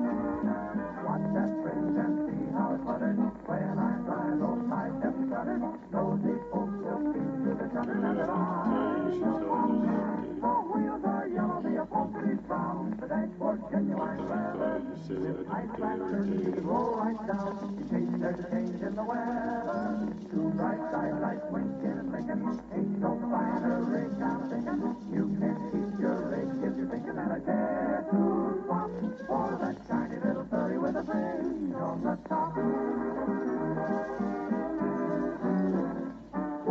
All the world will buy in a flurry when I take you out in the Surrey, when I take you out in the Surrey with the fringe on top. When we hit that road set for leather, cats and dogs will dance in the heather, birds and frogs will sing all together, and the toads will hop.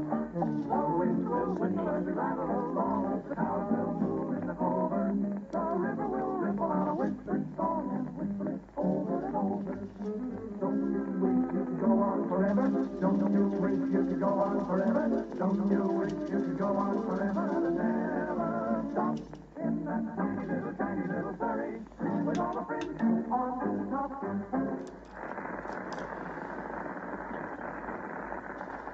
Say, McGee, you better fan that fire a little. It's smoking pretty badly, and it's hardly old enough to smoke. Now it'll settle down all right. You got to get the cold air out of the chimney first. You see, the cold air being heavier than the hot air. Never mind about the cold air. Stick to the things you're familiar with. Well, there can't be anything wrong with the chimney unless maybe I'll build a nest in it. Maybe I better call. Oh, hello, Alice. Hello. I thought I smelled smoke upstairs and wondered if something was burning. My fire in the fireplace is a little slow getting started, Alice. Oh, yes, himself who claims to be a wizard at building fires, but so far fed fewer flames than a homely hermit. Gee, I love a fire in the fireplace. Yeah. I can just look into the glowing coals and see all sorts of imaginary pictures. If you see one in this fire, it ain't imaginary, Alice. I just tossed in that awful old photograph of Aunt Sarah we had on the piano. McGee, why did you do that? That was a nice picture of Aunt Sarah. Yes, and an awfully cute pose, too. One elbow on that marble column and one finger under his chin. When was it taken? The year before the camera was invented, I think. You like a nice fire in the fireplace, Alice? Of course she does. And if this one gets nice, I want her to come back downstairs and see it. Gee, I wish you wouldn't, Mrs. McGee. Maybe we can pop some corn. What she means is more corn, McGee. Oh, I think that'd be a swell idea. You break out the popcorn, Molly. Oh, you mean the corn tipper, Mr. McGee? No, he means the crop corner. I mean the cream tipper. Yeah. The pip corner. Crop corner. Yeah, let's make fudge. Oh, goody, I'll get the stuff. Yeah, so we're going to have some fudge, eh? No, sugar. Why not? No sugar. Oh. Yeah, I wonder what makes that fire smoke like that. I shouldn't smoke. My gosh, how many fires I built in my life. Come in. Good evening. Good evening. Hi, Bud. If you're selling magazines or something to work your way through a walnut grove, that you poking me in the ribs, Molly? McGee. Huh? Eddie Kent. Eddie Kent.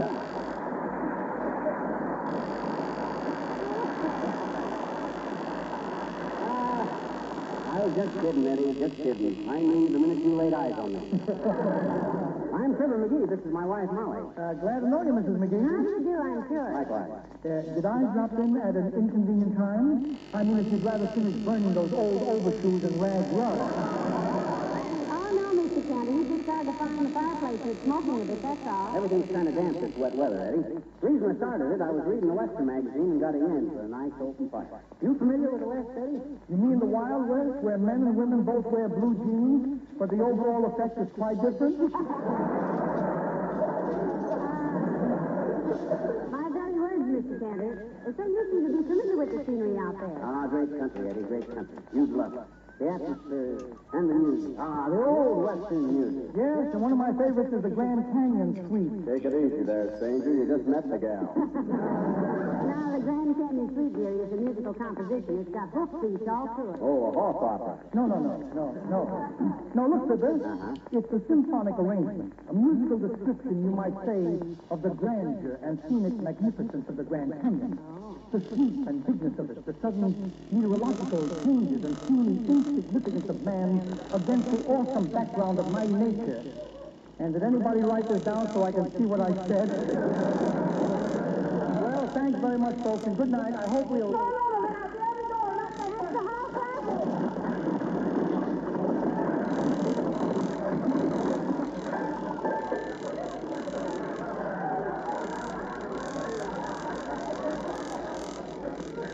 I've heard about it, but I never believed it.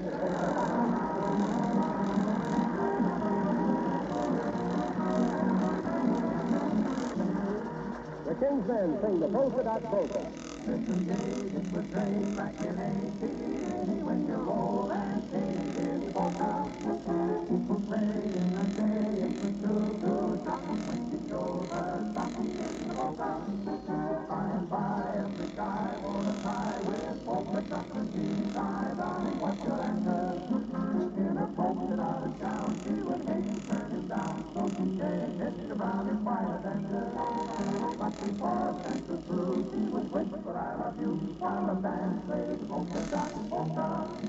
Yes, the roll and steady was a fancy looking fancy back in 1880 when a blowout was a ball and the heart went wacky for the dancer whispered dancer when he said, by Frankie, you're the sweetest girl of all. Polka-dot necktie, polka-dot dress, polka-dot question, she'll answer yes. Polka-dot wedding gown, polka-dot spout. Lots of little polka-dotties running around the house. Don't you recall when a blowout was a ball, when a joint was just a bone, and a tin was working stones, when a ham was served with bacon, and a wolf had 2 more legs. It was great back in 1880 when you rolled and skated in the polka. People say in that day it was too shocking when she showed her stocking in the polka.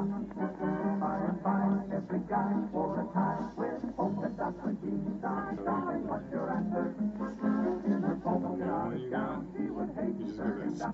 So she said, Mr. Brown, you're quite a dancer. But before the dancer through, she would whisper, I love you, while the band played away. The polka-dot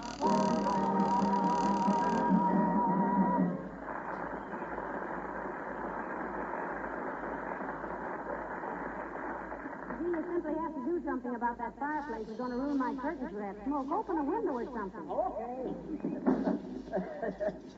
Some smoke, eh? Reminds me of the first open fire I ever built, when they first took me into the Boy Scouts, out of a pile of wet leaves. Well, that's better than out from under a rock. Psycho. Never mind. To stoke that fire into a blaze and put it out. This place is rapidly assuming some of the nastier aspects of chemical warfare. Well, my gosh. Come in.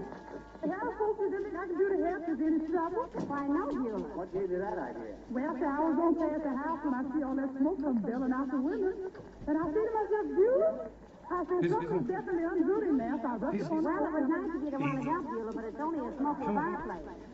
Got to read the Western story, Beulah, and got a yen for an old-fashioned wood fire. Yeah, on the theory that there's no fuel like an old fuel. Like that. There's no fuel like an old fuel. So close. Oh, she's real music too, ain't she? Ah, she's a panic, Beulah. Wood smoke. Get a load of that fragrance. There what? That fragrance. That aroma. What's the matter? Well, I was just thinking, that aroma wasn't built in a day. Here. Beautiful. Yeah. By the way, Bill, I'm having some ladies in for lunch Friday. Now, do you think you could help me with the refreshments? Oh, I'd be delighted, ma'am. How do you handle the commissary? Is it a take or point of fare? What do you mean, take or point? I mean, do the ladies sit down and I take it to them, or does I just stand by the buffet and point? Well, it'll be a buffet lunch, Bill. I thought we had cold beefy swan, a salad, and a dessert. Oh, that beefy, so that's a specialty, ma'am. I never heard any food mentioned yet that wasn't your specialty, Beulah. No, so that's on account of I specialize in food of any description. Yes, I do. I'll be here real early Friday to help you, ma'am. Well, thank you, Beulah. You know, she's one of the most... Excuse me, ma'am. What's that big stuff again? Potato soup. Yeah, that's what I thought, I think.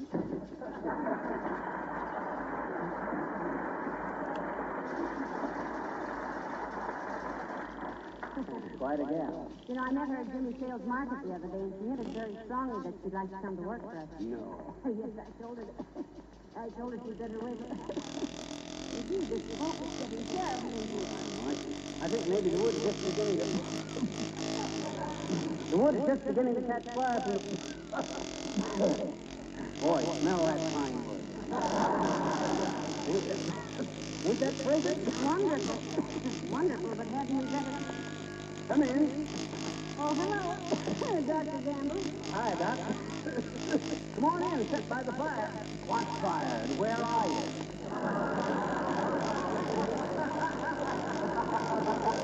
Right over here, Doctor. Right straight ahead of you. Come on. Scoot down and see our feet, Doc. Sorry, it's the smoking here, but it ought to clear out in a few minutes. If it doesn't, I will. What are you trying to do, you little arsonist? Is the ham in you so predominant that it's got to be smoked? Why don't you lie down on the floor, Doctor? The air is better down here. Oh, let him stand up now. He's an old man, and that's that. He's entitled to a short preview of the hereafter. Hey, is it getting any clearer in here? No, it isn't. A minute ago, I could see the piano. Now I can't even see the wall. What was the idea, McGee? Is this a primitive form of fumigation? He just wanted a wood fire, Doctor, and he's a great outdoorsman, you know. After this, I am, too. Oh, don't be a sissy, a big hothouse between you. Many guys that don't like the fragrance of a... The fragrance of a... The fragrance of a... His needle is stuck. Come on, pour some water on that dump pot incense. Open a window. The window is open. It is open, Doctor. What's the matter, Doc? Don't you like a nice wood fire? Certainly, I love a wood fire, but... Have you got one at your house, Doctor? You mean... Now? Yeah, now. No. Oh, fine. Well, that's all. That was a good Over shot. your house. What the fuck? You're so lucky.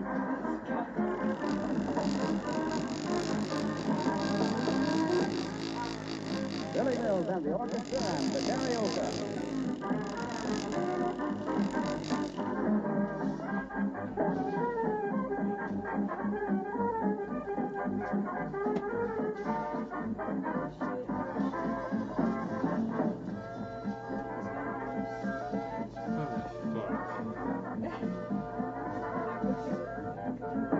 Fortune's gone.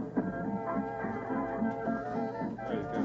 person too. Oh, my goodness, McGee, it's after midnight. We better go home and let Dr. Gamble go to bed. Yeah, I know. Well, this has been awful nice, Doc. You having us over here, feeding us root beer and cookies and stuff. Yeah, I don't know how to thank you. Don't give it a thought, McGee. There's only one thing I'd like to hear you say. Well, what's that, Doc? Good night. Huh? Oh, good night. Good night, all.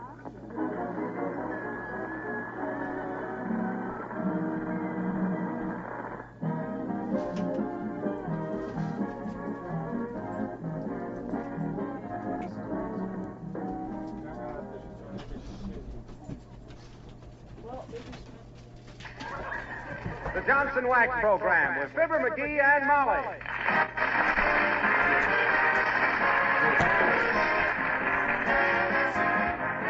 The makers of Johnson's Wax for Home and Industry present Fibber McGee and Molly, written by Don Quinn, with music by the King's Men and Billy Mills Orchestra.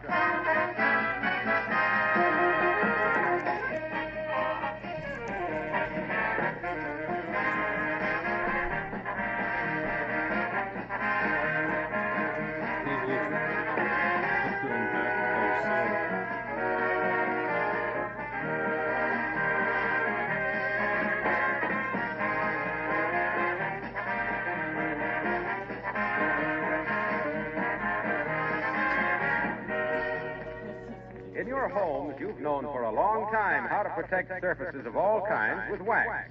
I wonder if you realize that manufacturers of war material took a tip from your housekeeping methods and are using wax to protect the surfaces of many war products.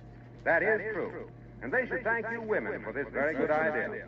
Of course, the makers of Johnson's Wax helped them to discover these war uses for wax polishes, but it was your use of wax on your floors, furniture, and woodwork for metal, wood, paper, and leather surfaces that really showed them the way.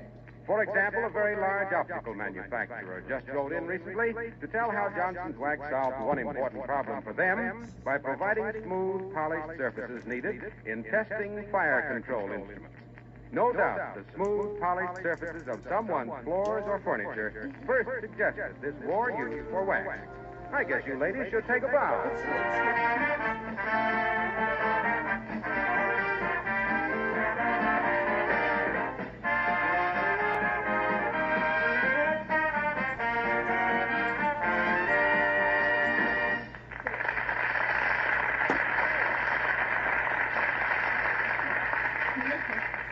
When Omar Khayyam dashed off those immortal lines about how the moving finger writes, he must have seen the squire of 79 Wistful Vista poking away at the typewriter. Yes, the old firm has taken in a new member. It's now Hunt, Peck, and McGee, as we meet Fibber McGee and Molly.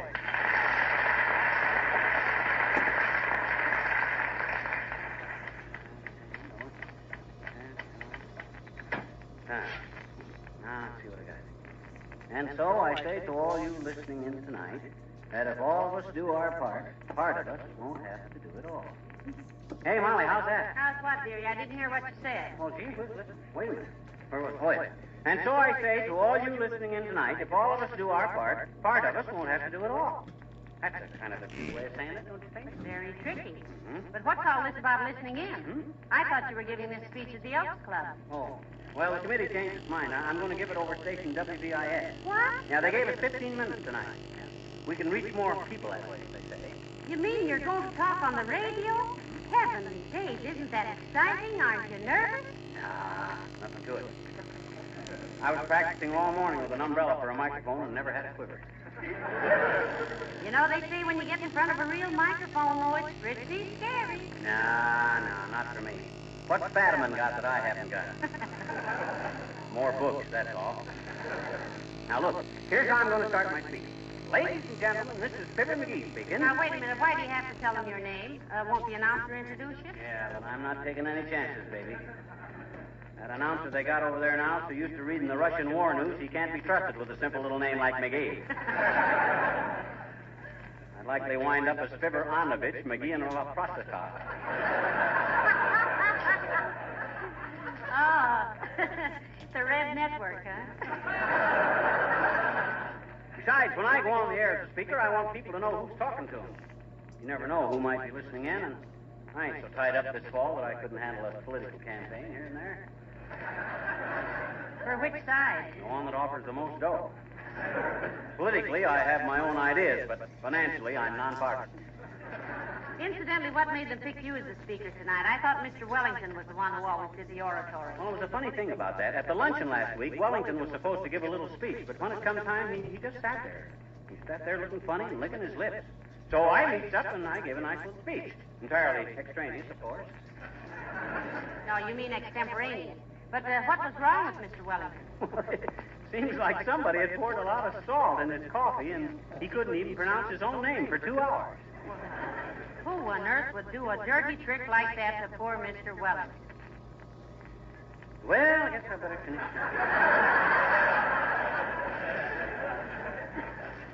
Now, let me see. Where's my note? Oh, yeah. Ladies and gentlemen, the Red Cross needs your money. Right? This campaign is to raise $200 million. The Red Cross is the greatest symbol of practicing humanity in the world today. And when you give generously to it, you are helping people all over the world. Remember that it's as easy to give $1 as it is to pass the buck. And when you... Hello, Mrs. McGee. Hello, Mr. McGee. What are you writing? A novel? No. I'm writing a speech for the Red Cross campaign, Alice. Himself is going to be on the radio, Alice. Maybe when the Red Cross hears him talk, they may want him to go all over the country. Oh, I don't think it will be that bad, my dear. Creeper, Hey, wait a minute. What do you mean that's bad? She meant that good. Oh, imagine my very own husband talking to thousands of people on the air. I'm so thrilled. Oh, shucks. It's nothing. Roosevelt does it all the time. Hey, you coming to the radio station with me tonight, Molly, or are you going to hear it at home? Oh, I'm going to come with you, dearie. I'm going to sit out in the audience and clap till I split my gloves. Why don't you come with me, Alice? Oh, I'd love to, Mrs. McGee, but it's Tuesday night, and always on Tuesday night... So, you got a date, eh? Can't let your bobby socks cool off long enough to go hear a speech for a great organization like the Red Cross, eh? Well, You realize, my girl, that between January and November of 1943, the Red Cross packed over 5,300,000 food parcels? Yes, but you see, Mr. McGee... I can see that you got no sense of responsibility for the war front. The war effort. Here I am, typing my fingers to the bone, trying to do what I can, raising dough for a good cause, and what are you doing? House dancing the Charleston. Oh, the Charleston, McGee, is as dead as the minuet. Just because you stopped dancing when the two-step went out, don't get the idea that Arthur Murray tossed in his chips. See, I remember my father talking about the Charleston, Mr. McGee, but I never... The name of the dance ain't important, Alice. What I'm getting at is your flimsy reasons for not attending my speech tonight. But, Mr. McGee, every Tuesday night... Has it got to be every Tuesday night? Won't he let you off one night? Who? Whoever your date is with. But it's with the Red Cross. Every Tuesday night I roll bandages for 4 hours. So can't he... Oh. Well, why didn't you tell me? Well, she was doing her best to me, but you were acting like a lot of other people. Huh? You were so busy waving the flag you couldn't see what was going on. I was not waving the flag. I just thought Alice wasn't interested, that's all. So you roll bandages for the Red Cross, do you, Alice? Every Tuesday? Yes, except Thursday. On Sunday nights, I dance with the servicemen at the canteen and help serve coffee and things. And on Saturday afternoon, I take books to hospitals. Can I help you type out your speech, Mr. McGee? Oh, no, no, thanks. I'm only making one carbon anyway, Alice. One copy for me and one for the sound effects man at the radio station. Sound effects? Well, what sound effects do you need just to make a speech? Oh, I ain't so dumb. I got some applause and cheers cued in at different places. Thanks for offering the help, Alice. I'm practically through typing it anyway. Well, that's why I thought you ought to know. Know what? He's got the carbon in upside down. His extra copy will be backwards on the back of his original. Huh? Well, good luck, Mr. McGee.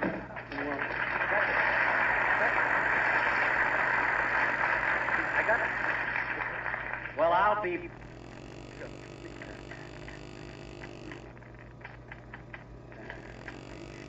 I have an interesting message for you tonight. I've got one for you, too, McGee. You have? Yes, put the carbon in backwards again. What? Well, that's red.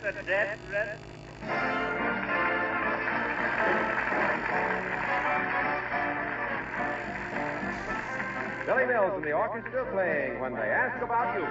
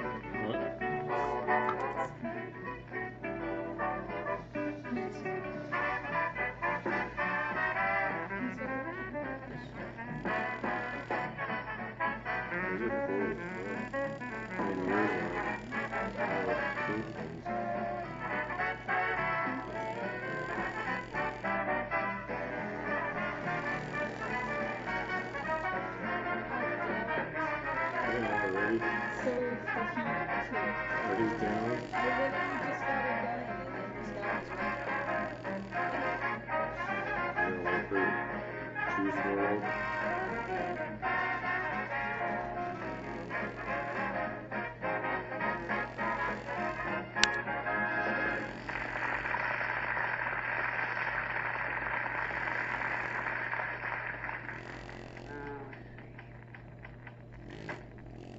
And so, ladies and gentlemen, in conclusion, may I say that the Red Cross is the link between the serviceman and his family and his home.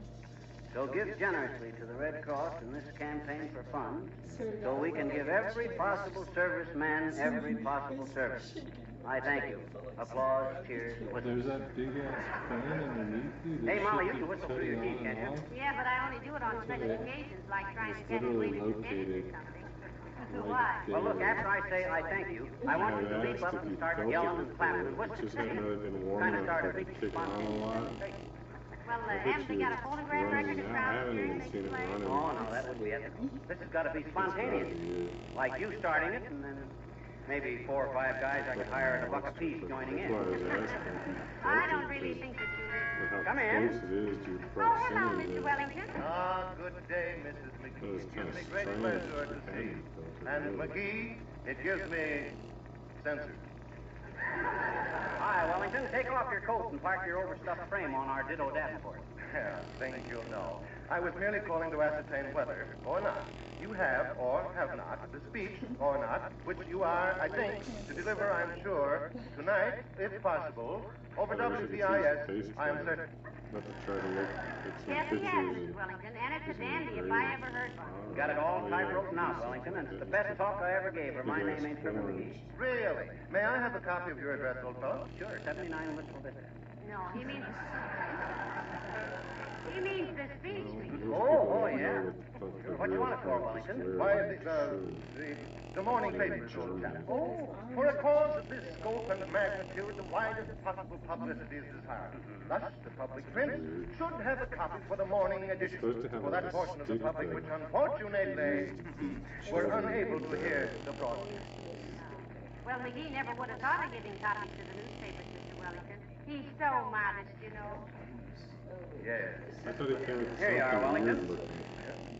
Take this copy. Thank you very much. I was saving it for the sound effect guy at the studio, but he can read off mine. The sound effect man, my dear fellow, this is a dignified appeal for funds to carry on the great work of the Red Cross. It is not an Olsen and Johnson something to puppet. Well, McGee just Now, thought... never mind, Molly, and don't you worry your little 6 5/8 head about it, Ziggy, old boy. I know what I'm doing. And it is a secret which will be kept down through the ages, I have no doubt. Oh, yes, McGee, be at WBIS no later than 8:30. Okay, and take good care of that manuscript, see? And don't show it to anybody. Why, of course not. My, you certainly look nice today, Mr. Wellington. I wish McGee had paid more attention to his clothes. Thank you. Yeah, you're a regular bro bumble, Wellington. What's the idea of such a short cane? I'm out for such a short walk. Good day.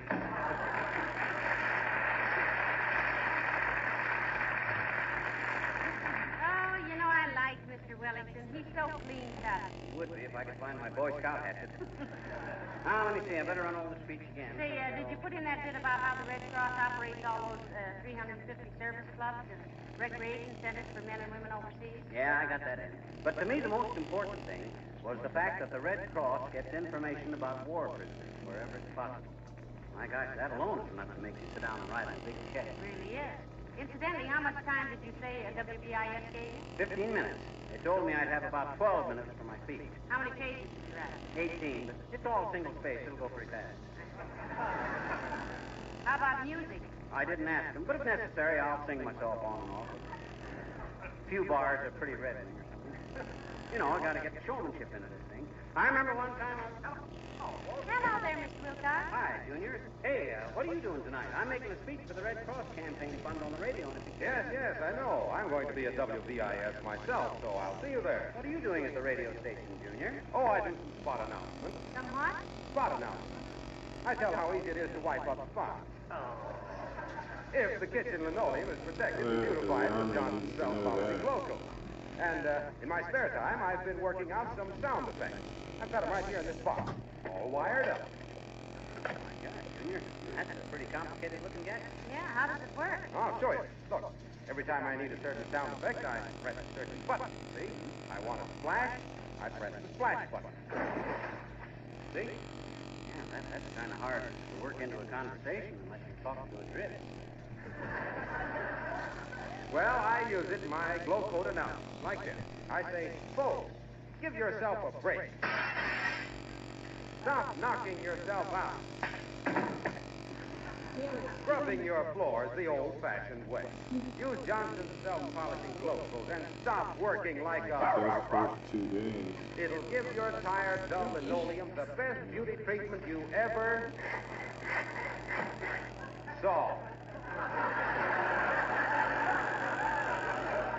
Try it today and give yourself time for recreation. Get your housework done so you can go out and kick the around.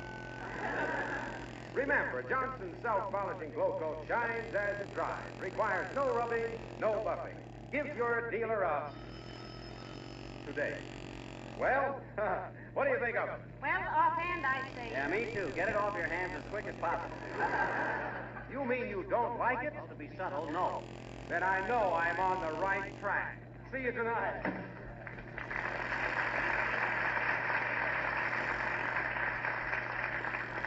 I think I heard that routine from KDKA in 1926. Well, something's always new to somebody. We thought. I'll never forget the time. Hey, what time is it? Well, you haven't got much time to get dressed and get down there, McGee. Are you taking a cab? No, Doc Campbell said he'd pick us up. He'll find out from Wellington what time to be here. I'll run upstairs. All right. Ah, there goes a good kid. As excited over this speech as if he hadn't copied almost everything out of the Red Cross booklet. Maybe I better read it over for him. During the past 2 years, the disaster preparations of the Red Cross have provided storing their strategic points of blood plasma, blankets, and cots and clothing for emergency use. We hope enemy action may never strike our own city. But if it does, the Red Cross stands ready. Come in.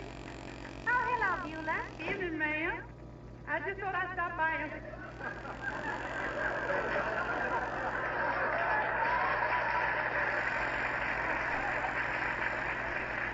Excuse me, ma'am, but did you just come to this living room? Why, no, Beulah. Everything's the same except well, everything's the same except that black streak on the wall there. Who do that?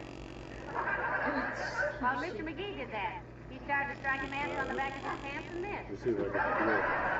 Struck it on the wall instead. Oh! You see him do it, ma'am? No, he told me about it. Yeah. Don't you believe it? No, ma'am. Why not? Because, ma'am, if Mr. McGee wants to strike a match on the back of his own pants, it ain't a target a man could reasonably miss. You sure you ain't done something to this room, ma'am? Oh, it's that easy chair. That's what it is. What's the matter with it? Mr. McGee ain't sitting in it. Don't look natural that way, so. But the reason I stopped in, ma'am, is to ask you, how did the luncheon go last Friday, which I helped you prepare and dispense? Oh, very smoothly, Beulah. That salad you made was delicious. Well, that's on account I make it with terrapin vinegar, ma'am. It's tarragon. It is? Well, I'll get you another bottle then. You know, there's nothing like terrapin vinegar to make a salad. And how you like the little biscuits down there? Oh, Beulah, they were marvelous. I ate 6 of them myself. You ate 12, ma'am. Oh, well. I always think... Hey, Molly. Yes, McGee? Where's my cufflinks? In your cups. Never mind, I found them. All right. What'd you say? Never mind. Oh, I thought you said all right. I did. What? I did. You did what? I said all right. Oh. What? Nothing, I just said oh. Oh!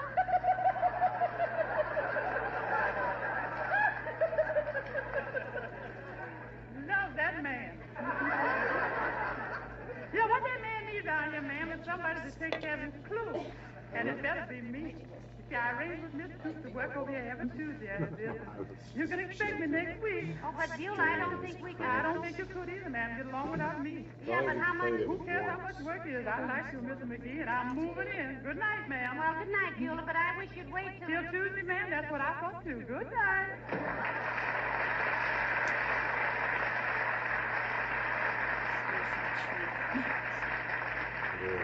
Hey, Molly. Yeah? Who just came in? Somebody just went out. Who? Our new housekeeper. I didn't know we had a new housekeeper. Neither did I. Huh? Never mind, you'll be late for the broadcast. Hurry!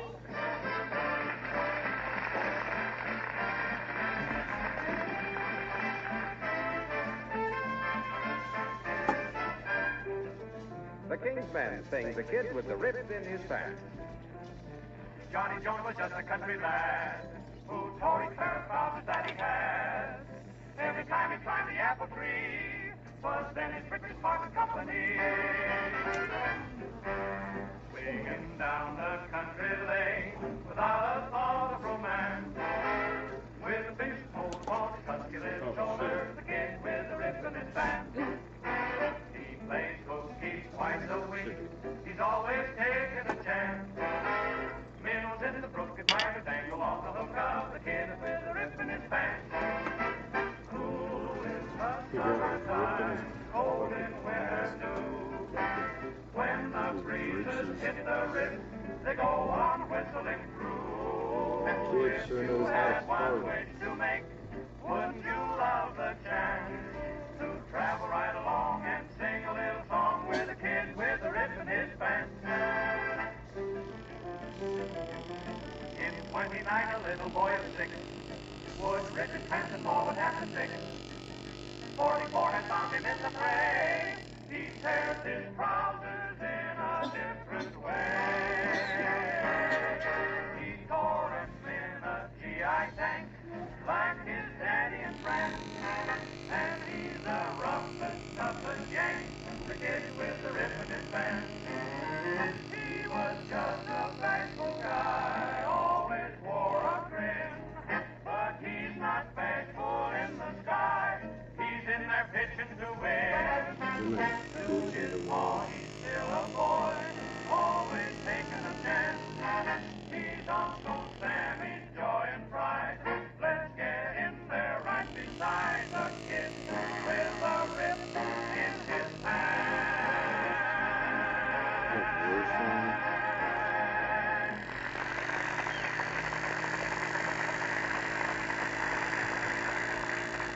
My gosh, I wish Doc could get here. I'd go on the air inside a half an hour. Well, at least you present an awful appearance. What do you mean? Well, most men start taking the floor after the doctor gets there. Gee whiz, an important speech like... Hey, where's my speech? I've lost my speech. I've lost my speech. Did you have it upstairs when you dressed? No, I don't think so. Or did I? No, I didn't. I don't think I did. Anyway, oh my gosh, I... Oh, now here's Dr. Gamble. Come in. Hello, Doctor. Hello, Molly. Hello, Fibber. Well, what's your 50% common stock running around for, Molly? He's lost his speech. Lost his speech?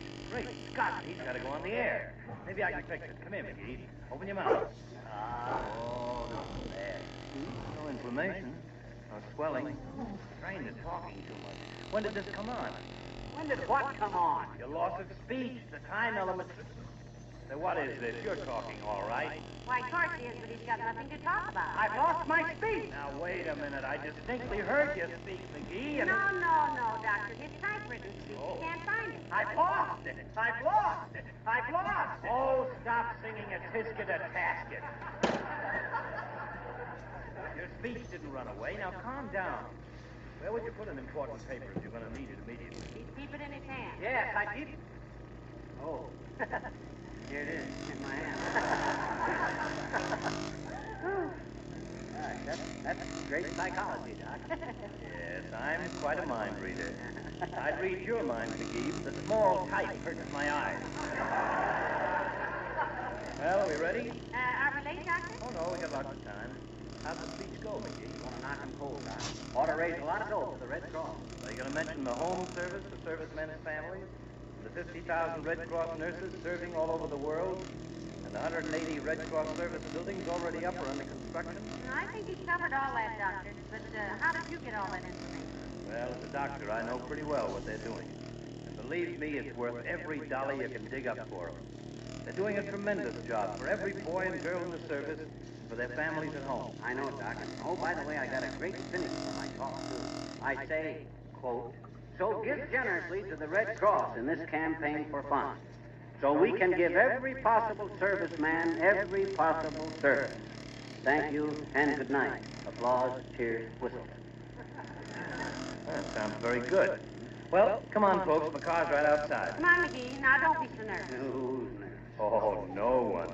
But you're the only one here who's wearing an overshoe on his head and got his foot in his hat. Huh? You ready, Molly? Ready, Doctor? Yeah.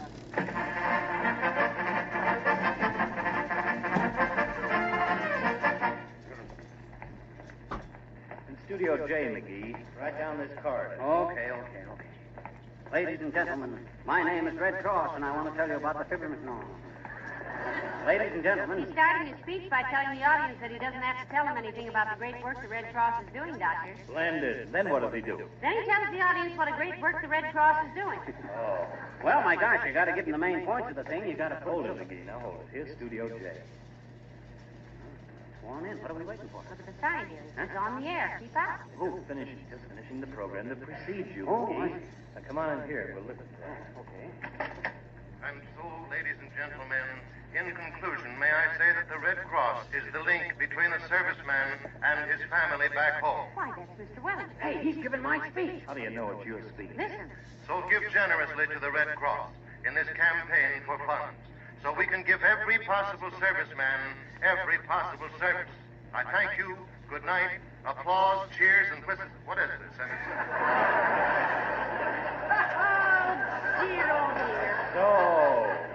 So that's why he told me what time to bring you over here, is it? That dirty double-crosser! Dirty double-crosser! He said he wanted a copy of my speech for the newspapers. For the newspaper. I'll kill him! No, don't kill him. I'll beat the Junior!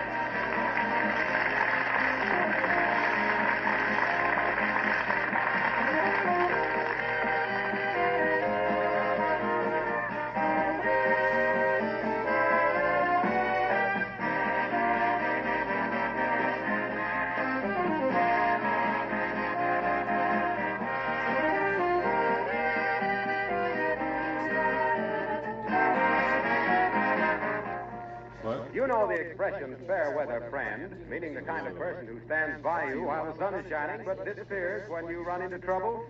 Well, you know, some products are like that. They look good, but they just can't take the punishment. They break down just when you need the most. Well, I can assure you that Johnson's Glow Coat is certainly not in that class.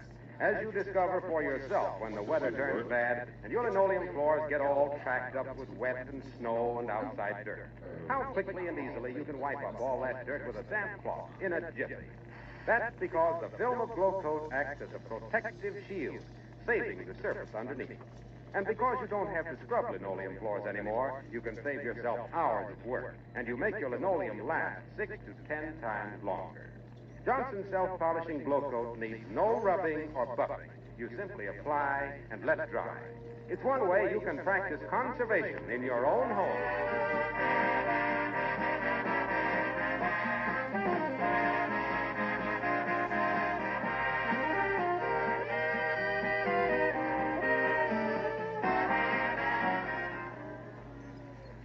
Ladies and gentlemen, the goal of the 1944 Red Cross War Fund is $200 million. It's important that they get it. Important not only to us, our families, and our country, but for the comfort and well-being of all our men and women in service. Remember, the Red Cross is not a government agency. It is dependent on you and me for support. So let's see that they get it. Send your check or donation to the Red Cross in your community tomorrow morning. Wear the Red Cross on your lapel. It will show where your heart is. Good night. Good night, all.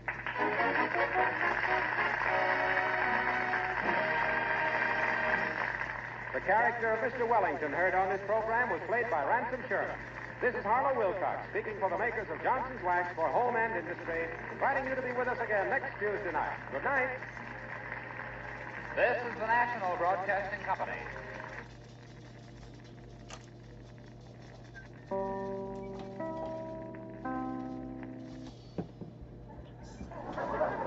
The Johnson Wax Program with Fibber McGee and Molly.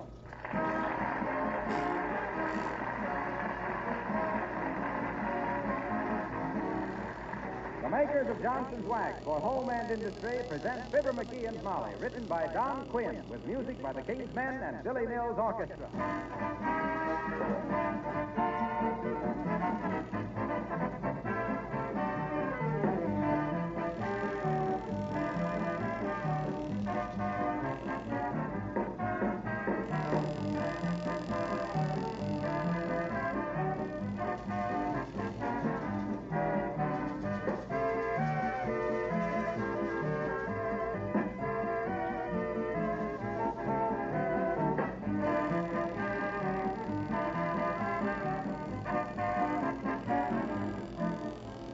some homes, light-painted woodwork presents a cleaning problem, especially if there are young children around.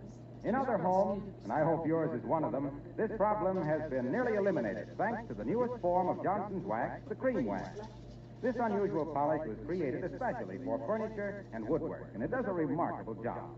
Johnson's cream wax cleans as it polishes, takes off dirt, fingerprints, and smudges like magic. With very little rubbing, it leaves a satiny wax finish that brings out the beauty of the surface as well as protecting it.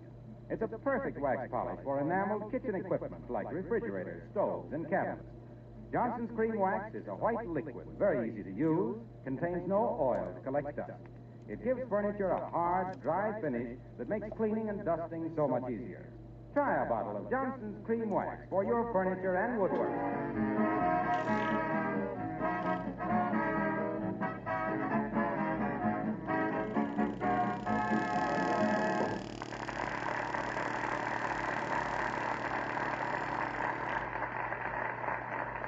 The residents of 79 Wistful Vista feel very superior today. They have acquired the services of a cook, a laundress, a maid, and a housekeeper.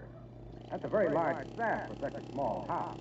But Beulah, that's the cook, laundress, maid, and housekeeper, is a very large girl. Meet her proud employers, Fibber McGee and Molly.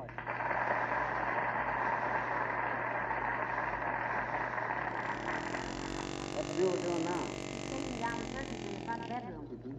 She says whoever ironed them last must have done it with a steamroller. Who did iron them last? I did. But don't tell her that. Oh, she's a wonderful worker. She's a terrific cook, too, baby. She made a cheese omelet this noon that was so light I kept hitting my nose with it. What does she cook with, helium? Well, we're lucky to have her one day a week, dearie. She's only working here on Tuesdays, you know. Why just Tuesdays? Well, that's the day we need her the most. Yes, I guess that's right. Hey, we ought to plan on doing a lot of entertaining on Tuesdays, you know. Put on the dog a little. Yeah, as the Hungry Cannibal said, it's been a long time since we had anybody for dinner. Look, why don't we ask Dr. Gamble over for dinner? My gosh, he and Eleanor Roosevelt have less home life than anybody I know. Better just ask Dr. Gamble. It's pretty short notice for Mrs. Roosevelt. Here, now, here's the phone. Thanks. Hello, operator. Give me Dr. Gamble's office in the medical and then tell me that you, Mert. How's every little thing, Mert? Tis, eh? What's a Mert? That pretty sister of yours? Contract with 20th Century, eh? My goodness, 20th Century Fox as an actress? No, 20th Century Limited as a break woman. What's a Mert? Okay, connect me. Heavenly days. Mert gave him a number, and we got a cook all on the same day. Hello, Doc. This is Fibber McGee, the personality kid. Yeah, look, I hate to butt in. I hate to butt in, Doc, while you're busy telling patients to quit smoking while waving a big cigar in their face. But can you come over to our house to dinner tonight? Wait a minute, I'll see. What are we going to have? Meatloaf, scalloped potatoes, spinach ring, lemon meringue pie. Hello, Doc. Scalloped meat, loafing potatoes, lemon spinach. What kind of pie was that? Tapioca pudding. And tapioca pudding. Okay, Doc. Come about 6 o'clock and we can play a couple of games of chess. Huh? You don't? Well, neither do I, so we'll play rummy. Okay, Doc. He'll be here. Well, I'm glad. You know, the only time the poor man sees a decent meal is when he looks through the advertises in the magazines in his office. Yeah. And those are all from 1935, when you could use butter for cooking. Yeah. This will probably be the first time he ever got a dinner invitation that wasn't a cover-up for somebody wanting him to take a free peek at Little Willie's Silly Acrobat. His what? Silly Acrobat. That's those bones where your hips join onto your watch pocket.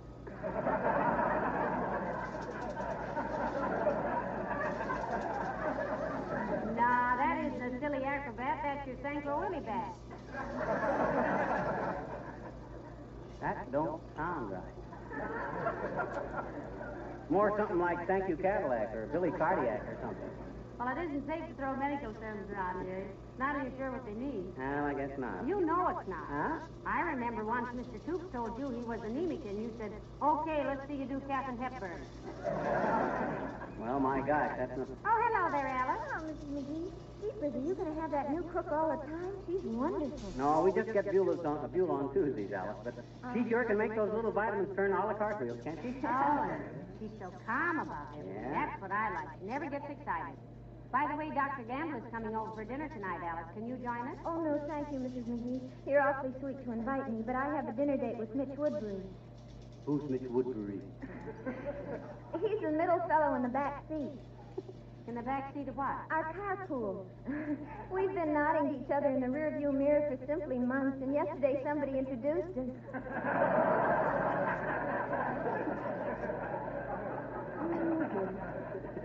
Well, you two will probably get married and settle down in some cozy little glove compartment.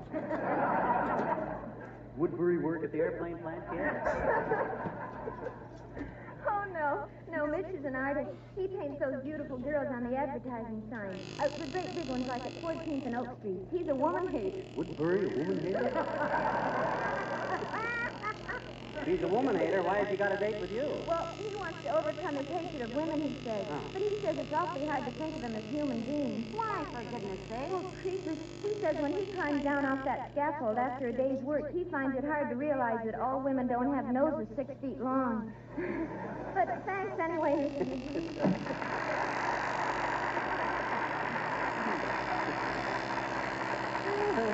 That kid causes so many heartthrobs, she ought to be elected Miss Digitalis of 1944.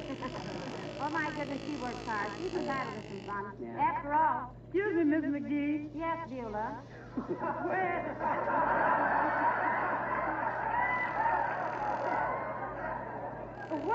Where does one locate the calendar, ma'am? You don't need a calendar with me around, Beulah. I always know what day it is. It's March 14th. Well, thank you, sir, but that don't help. Why doesn't it, Beulah? I can't wash no vegetables in there. Wash the vegetables? Oh, you mean the calendar. Well, it's in the kitchen cabinet. And say, Beulah, Dr. Gamble will be here for dinner, and we want everything especially nice. Yes, ma'am. I'll fix everything real pretty. Do the doctor eat hearty? Well, the doctor has what you might call a bird-like appetite, Beulah. Oh, dear. That is, if you call an ostrich a bird. Yes, calling off the bird. Look at him.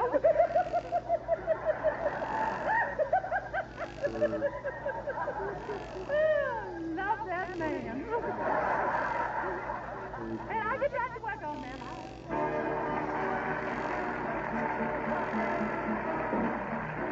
Billy Mills and the orchestra playing I Love You.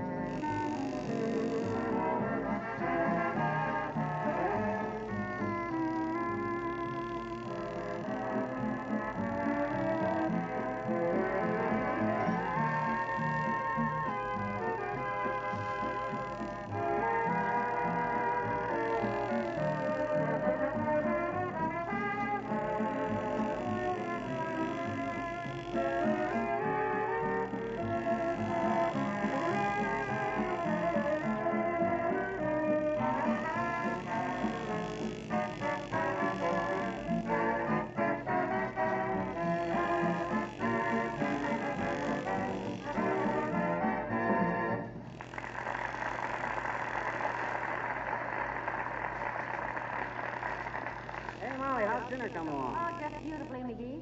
Beulah's making the meatloaf of your dreams. Well, that's going to be better than eating in that chop suey joint like we did last night. I had the egg foo young of my dreams in there. I dreamed all night that my 8th grade teachers were dressed like Japanese and were chasing me with zeros. You weren't dreaming, you were just reminiscing. What was that stuff you were eating anyway? Oh, you mean that gong buoy Dan? Yes. I saw that on the menu and took a fancy to the name. Gong buoy Dan. What was in it? You got me, Tootsie. I could taste the gong in the buoy, but... I think Dan was on duty as air raid warden last night. You know, I always get a thrill out of Chinese restaurants. I always think maybe somebody will come out through a concealed sliding panel and run away with me like in the old serial movie. Ah, you got too much imagination. I don't order any gong buoy Dan. Well, I was just... Come in. Oh, hello, Mr. Wellington. Mrs. McGee, a very, very good afternoon to you. And McGee, a very, very funny thing happened on my way to the theater last night. What was that, Siggy, old man? You find a good humor man in a bad humor? No. Oh. I was standing in the lobby, as is my wont. You won't? I won't what, Mrs. McGee? You won't stand in the lobby? Oh, but I will. It's my wont. You see, McGee, he won't do it. It's in his will. He's confused. Well, what happened, Wellington? I was standing in the lobby, as is my... I always do it. And a chap with a distinctly military bearing came past. Probably stole it. Stole what, Mrs. McGee? That military bearing. What was it, ball or roar? I was referring, my dear fellow, to the chap's military carriage. Well, he's lucky to have a ball-bearing carriage these days. My father invented a carriage with a folding hood that some company claimed they had a previous patent on. My father called it the Surrey with the infringement on top.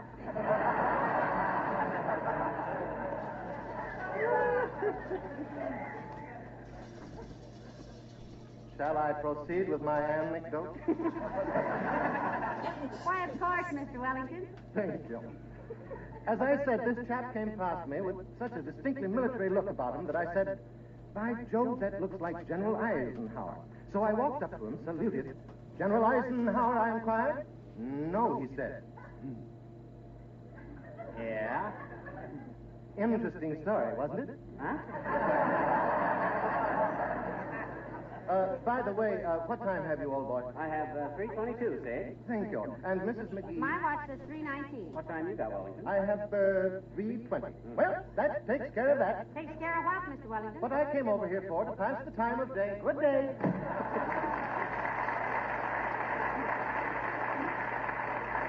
That's the time of day. That guy is cornier than the inside of a silo.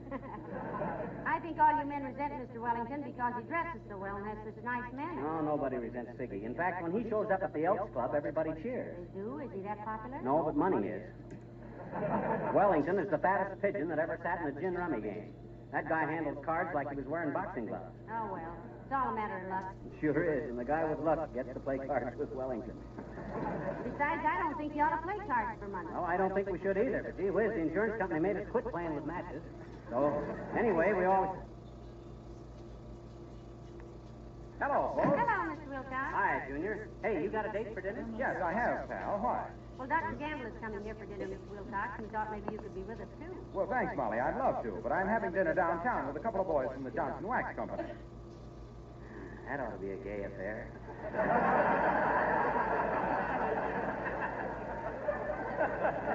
I can just see you three scallywags sitting there with paper hats on, telling each other with shrieks of happy laughter how many carloads of Johnson's wax you sold last year. Oh, these two men are in the Navy now. Oh, you won't talk shop. You'll talk ship. Well, I'm sorry you won't be here, Mr. Wilcox. Yeah, we got a new cook, Junior. She can make a meatball that bounces right into your mouth. She does more with a skillet than Ford did with a bicycle. You know her, don't you, Mr. Wilcox? Beulah? Beulah? Well, for the love of... Somebody called Beulah? No, we were just telling Mr. Wilcox here what a good cook you are, Beulah. Yes, I have a good liners and general utility, too, Mr. Wilcox. You are, eh? Pretty good at house cleaning, too, Beulah? Yes, sir. I go through a house like I want to do a tattoo. And when I come out the other side, that house is anti-positively septic. That's true, Mr. Wilcox. I'll bet it is. I suppose you use Johnson's wax on all the floors, furniture, and woodwork, Beulah, and the lampshades, windowsills, and leather things. Mr. Wilcox, you told like I was ignorant as a June bride. Well, I can take a more business to polish with Johnson wax than you can shake a stick at, and then I polish the stick.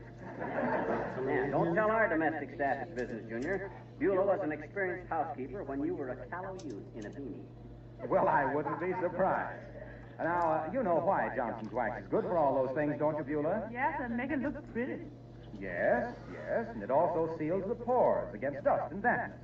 Seal the what, sir? The pores, Beulah. Yes, wood has pores like the pores in your skin. I got pores in my skin? Why, everybody has. Your skin breathes through them. Well, for goodness sake, what do they think of next? Well, I gotta get back and scalp some more potatoes and excuse me.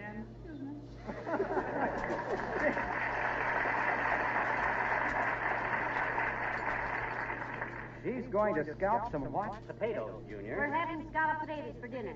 Sure you can't come? No, but thanks very much. I just came by to return this book. I enjoyed it very much. What book is that, Junior? How to Figure Income Tax by Crosney J. Francis. Oh, did it help you any, Mr. Wilcox? Not much. Your brilliant husband didn't tell me it was written in 1923. But thanks anyway.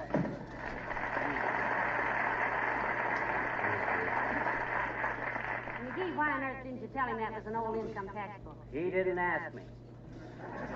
And I learned a long time ago, if it's for the government, don't volunteer anything.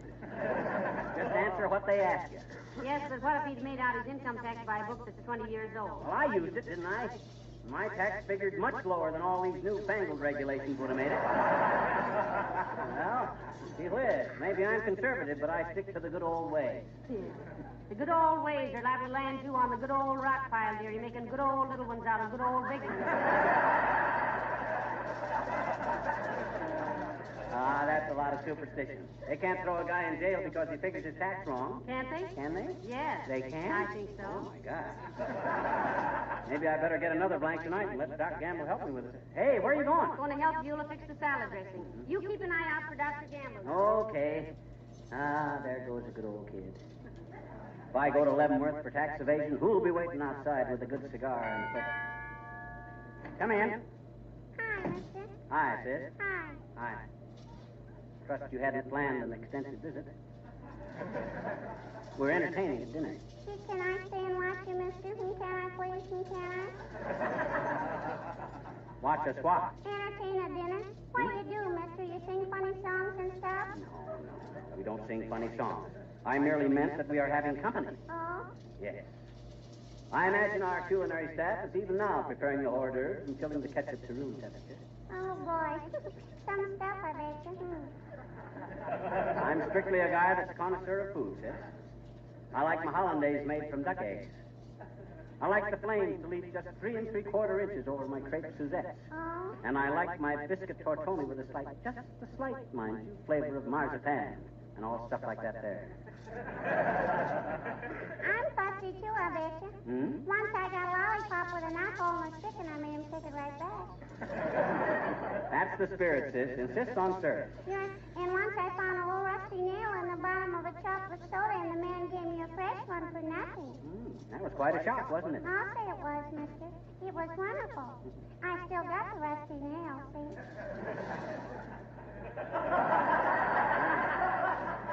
What are you saving that for? Oh, just in case I want to take a little guest to the drugstore. See, the second soda's always free if you find the rusty nail in the first one. Now, wait a minute, sis. Hold on. That's fraud. That's practically stealing. Now, I'm no moralist, mind you. In fact, I've been known to slap the weighing machine to see if my penny would come back. And I ain't above giving the pinball machine a slight tilt. But nobody can claim that Fibber McGee ever stole a nickel. Well, gee, mister. Now, give me that nail. Thanks. Suppose you tried that dirty little trick sometime and accidentally ate the nail. Oh, I couldn't do that, I bet you. Well, why couldn't you? I never throw the nail in till afterwards.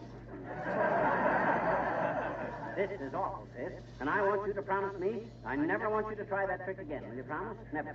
Yeah. Okay, what do you give me if I promise? Look, anytime you're tempted to practice that petty larceny tip in the future, you just come to me. I'll buy you soda. You promise? Okay, I'll promise. Hey, mister. Huh? I'm tempted right now, I bet you. Okay. Here's 2 bits. Now, scram. Gee, thanks, mister. Bye now. Goodbye. Hey, Willie, it worked just like you said it would. How many more rusty nails you got? Well, this is ridiculous.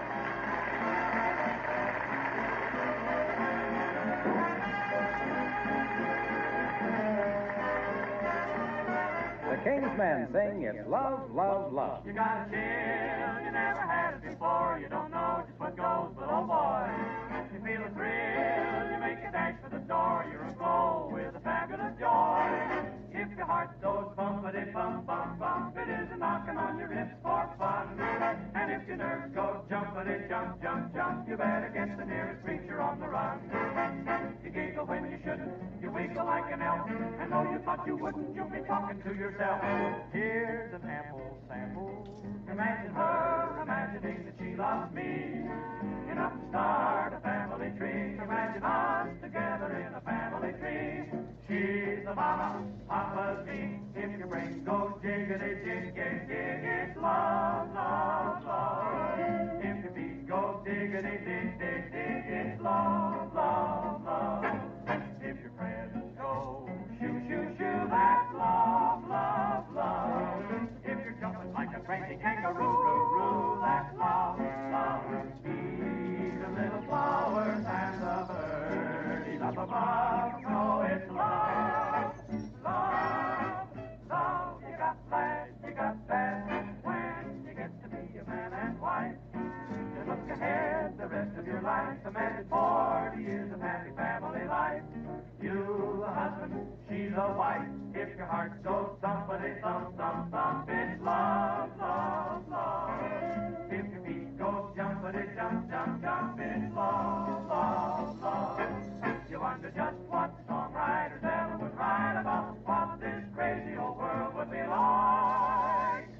With all love, love, love, love.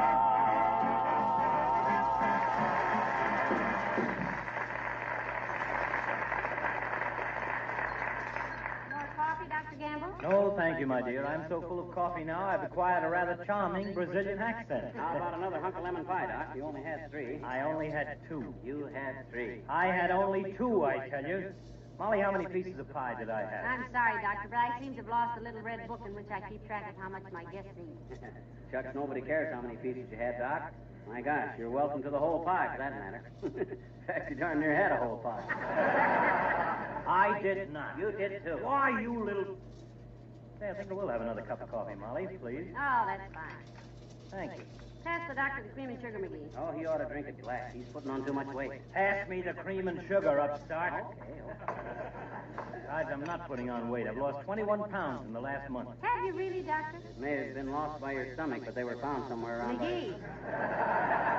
Oh, let him talk, my dear. He's the parlor comedian type, you know. They're always afraid if every other line isn't a gag, the conversation might get serious, and they won't know what's going on. Oh. I don't know, Doctor. McGee talks pretty well on almost any subject. Oh, I know he does. I know that. But I maintain it's better if he knows what he's saying. Oh, I know what I'm saying, all right. You name one subject that you know more about than I do, except medicine. Indians. Name 10 tribes of Indians. Why, that's the same. Ottawa, Potawatomi, Chippewa, Shawnee, Navajo, Apache, Paiute, Choctaw, Seminole, and didn't think we could do it, did you? Hey, how about a cigar? Thanks, I have one. You got 2? Thanks. Sure you had enough of everything, Doctor? Oh, I really did, Molly. Wonderful dinner. And to think that after all these years of inflicting spinach on defenseless little children, I'd learned to like it myself. That Beulah's really a good cook, Doc. Insists on everything being perfect. When she puts pants on a lamb chop, they gotta have cuffs, pleats, and belt loops. This is the first day she's worked for us, Doctor, except to help out. She'll be with us, though, every Tuesday from now on. Oh, lucky people. I had bad luck with my last cook. Huh? Yeah, he ran away with a bottle of Napoleon brandy I'd saved for special occasions. Ever hear from him again, Doc? Yes, same night. Seems he'd walked up to a cop and said, "I'm Napoleon, which way is Waterloo?" And they showed him. Say, do you mind if I compliment Beulah on this dinner? Of course not, Doctor. Flattery never did a cook any harm. Who's flattery? What? Oh, flattery. Yeah. Call Beulah in. If you don't think it'll upset her. Don't be silly, dearie. Beulah never gets flustered. That's why I like her. She's always so calm. I haven't had any homemade bread like hers since I was a kid. That's why we thought you'd like it tonight, Doc. Being in your second childhood like you are. We thought that perhaps... You clanged the bell for me, ma'am? Yes, Beulah, I just wanted to tell you what a nice dinner this was. Oh, thank you, ma'am. Thank you very much. Yes, Beulah, it was wonderful. Don't be surprised if you have a guest here every Tuesday night after this. Oh, Doctor. You like your dinner, Mr. McGee? Beulah, I loved every calorie of it. Mrs. McGee and I want to celebrate your first day's work here by presenting you with this little token of our appreciation. Here. Well, for goodness sake, a bottle of cologne. Oh, Mr. McGee. Oh, Mr. McGee. Oh, Doctor. Love all you people. Why, Beulah, what's the matter? Oh, you're all so nice. I'm sorry for sound like this, man. But not you. Now, take it easy, Beulah. My gosh, we didn't mean to get you upset. Oh, I ain't upset, Mr. McGee. I was never so happy in all my born days. I never... Well, heavenly days, Doctor. What do we do? Can't you do something? Well, I hate to try to cure anybody of being happy, but I'll see what I can do. Come on, Beulah. We better go back to the kitchen and sit down. Yeah, so that's what we better do, all right? And this lovely, scrumptious bottle of sweet-smelling stuff. I never expected anything so... I'm just about the happiest gal in this...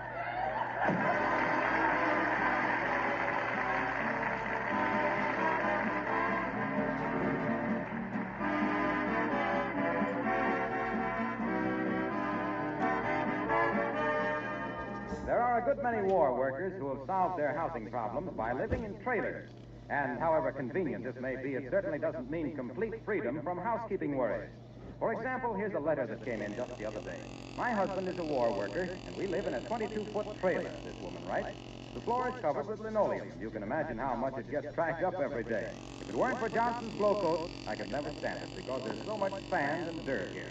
But it just stays on top. It doesn't go into the linoleum. Blow coat saves me a lot of work, and certainly does preserve my linoleum. She goes on to say more nice things about Johnson's self-polishing blow coat, but I've read you enough to show you that whether you live in a big house or a one-room trailer, if you have any linoleum surfaces, it will pay you dividends to protect them with Johnson's blow coat.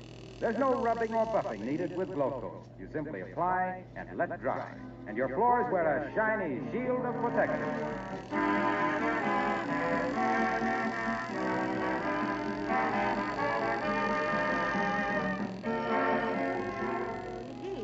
What are you prowling around for in your slippers? It's 2:30 in the morning. I know. I couldn't sleep. Why not? Oh, that lemon meringue pie we had for dinner. Why, that was as light as a feather. That couldn't keep you awake. Well, it did. I finally couldn't stand it any longer and went down and had another piece. Oh. Good night, all.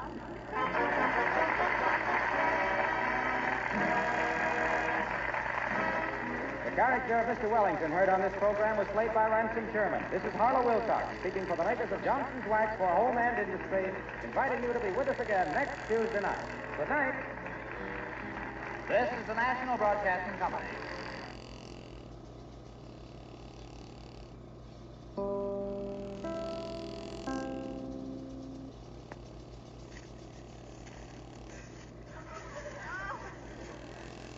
The Johnson Wax Program with Fibber McGee and Molly.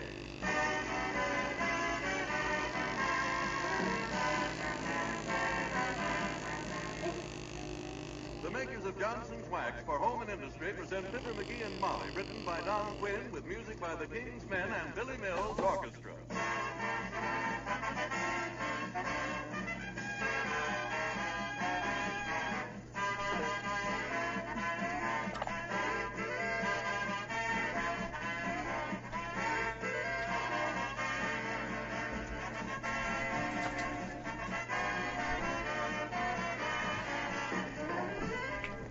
You've heard us say many times that Johnson's Wax and self-polishing glow coat are especially useful in these times for two reasons.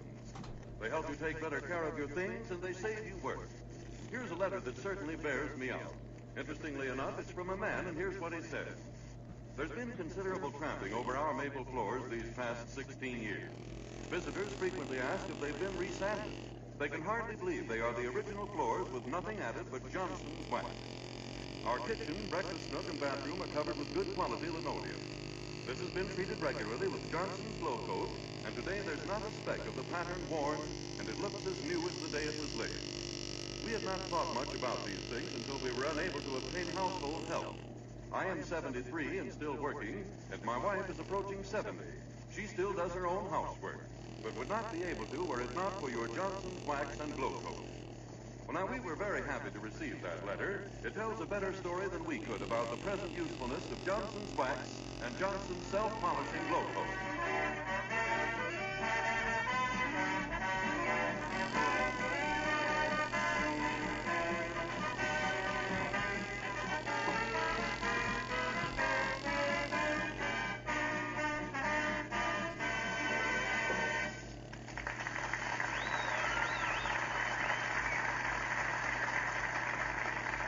Well, sir, everything is just peachy at 79 Wistful Vista today, in case you were worried about it.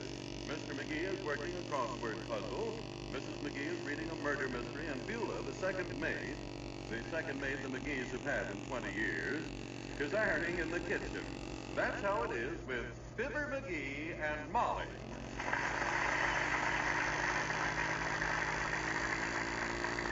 Hey, Molly, what's the six-letter word meaning of peanut? Goober. Oh, that can't be it. Got to start with a Y. Now, the perpendicular word is crochet. Crochet ends with a T, dearie.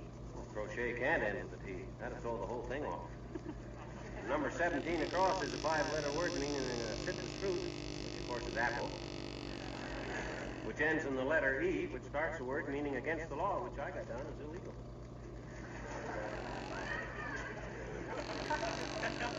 Well, now, you just figured out for yourself, Pep.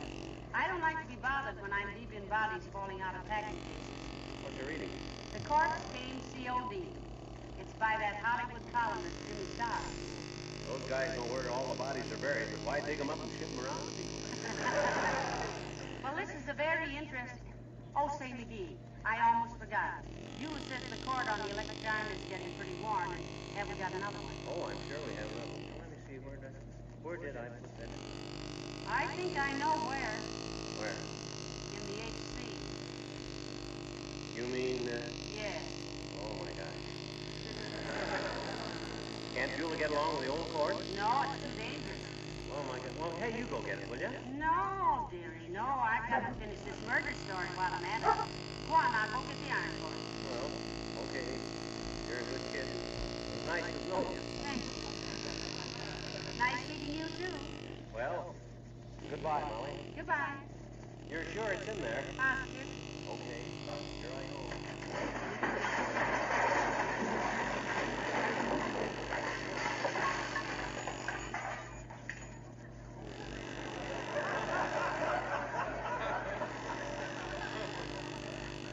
Gotta straighten out that closet one of these days. I don't see that electric cord anyplace, Molly. I must have put it someplace where... Oh, my gosh. Now what? Look. My old mandolin. Remember? Well, what are you getting so misty-eyed about it now for? It falls out of the closet every time you open it. Always falls out of the closet, but this is the first time the case is busted open. My gosh. My old mandolin. Needs a little tuning, I guess. A little tuning. That's about as melodious as a slate pencil. Boy, oh boy. I sure used to be a whiz on this thing. Remember how we used to go canoeing on the Illinois River and I used to serenade you with my old mandolin? I never knew whether you took up the mandolin because you loved music or hated paddling. Remember the time you dropped the paddle to applaud one of my songs and we had to paddle home with the mandolin? I wasn't applauding, I was swatting mosquitoes. Sounded like applause. Ah, my old mandolin. Wonder what would be the best thing to polish it up with. Well, if you don't know that, dear, you'd better really learn to play that thing.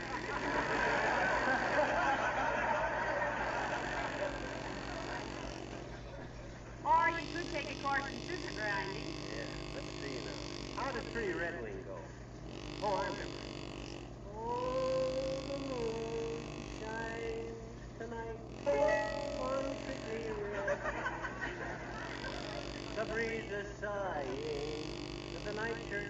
nightmares, the night... Night birds. Oh, yeah. The night birds crying. Oh, hello, Alice. Creepers, Mr. McGee. What made that ping pong paddle swell all up like that?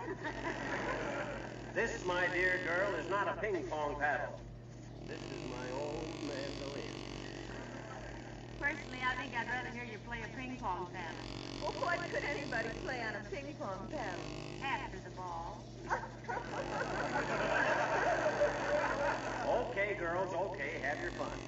I guess the love of good music is just something that's got to be born into a person. They probably sneered at Rachmaninoff, too, when he first took up the violin. They probably did. He played the piano. Oh. Did I say Rachmaninoff? I meant Benny Goodman. He plays the clarinet. Oh, but we know what you mean, Mr. McGee. Can you really play that mandolin? Can I play it? I'll never forget the time I first learned to play Pretty Red Wing all the way through. I was so happy I went around all day. Well, how does it go, Mr. McGee? Like this. Oh, the moon shines tonight on Pretty Red Wing. Wasn't that good, Alice? Did you get that thrum in the middle of it?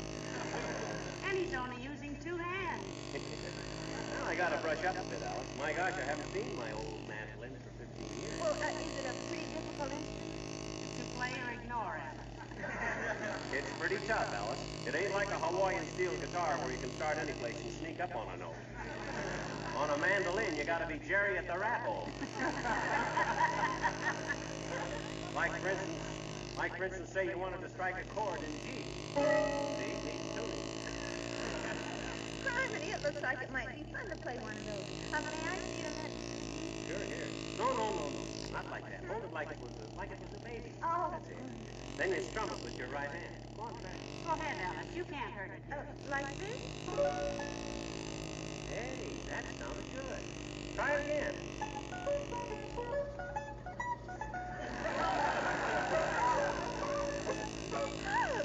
Creepers, that was fun, Mr. McGee. I'll bet I could learn to play one of those things well. Thanks ever so much.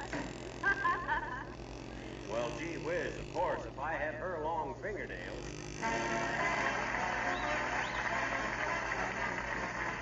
Billy Mills and the orchestra playing Bésame Mucho.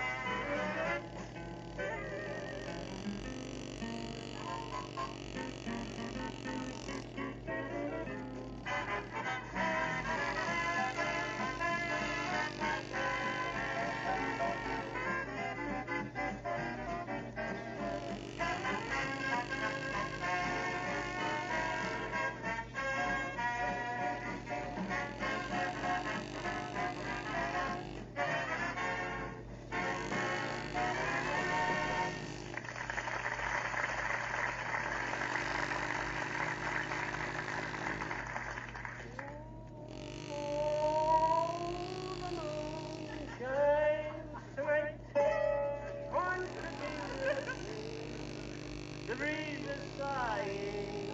The night cat, the night crawler, the night what? Night bird. I can never remember that. Isn't it wonderful, Molly? My old mandolin. See, Say, didn't you have a... Come in. Oh, hello there, Mr. Wellington. Mrs. McGee, a very good day to you. And McGee, a very good heavens. What is that horrible object you're brandishing? Seek, my boy. This is my old mandolin. You just found it again after all these years, Mr. Wellington. He used to serenade me with it when we were going together. Yeah, I used to sing Pretty Red Wing under her window, Sig, like this. Oh, the moon shines tonight on pretty red wing. Yes, I see. In those days, you were pitching a little woo. May I suggest, my friend, that you now try wooing a little pitch?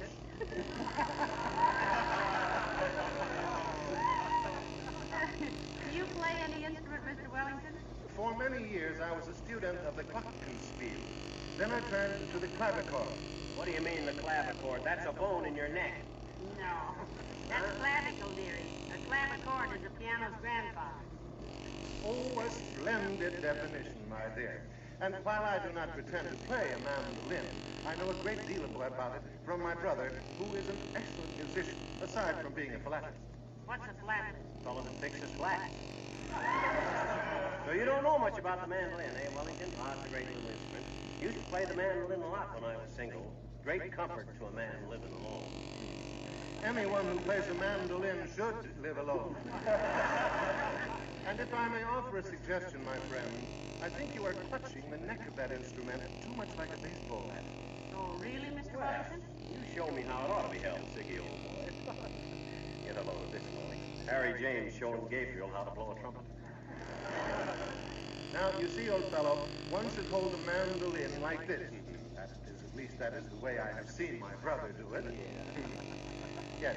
Thus, one is in full ocular control of the position marks and complete digital control of the frets. Thus.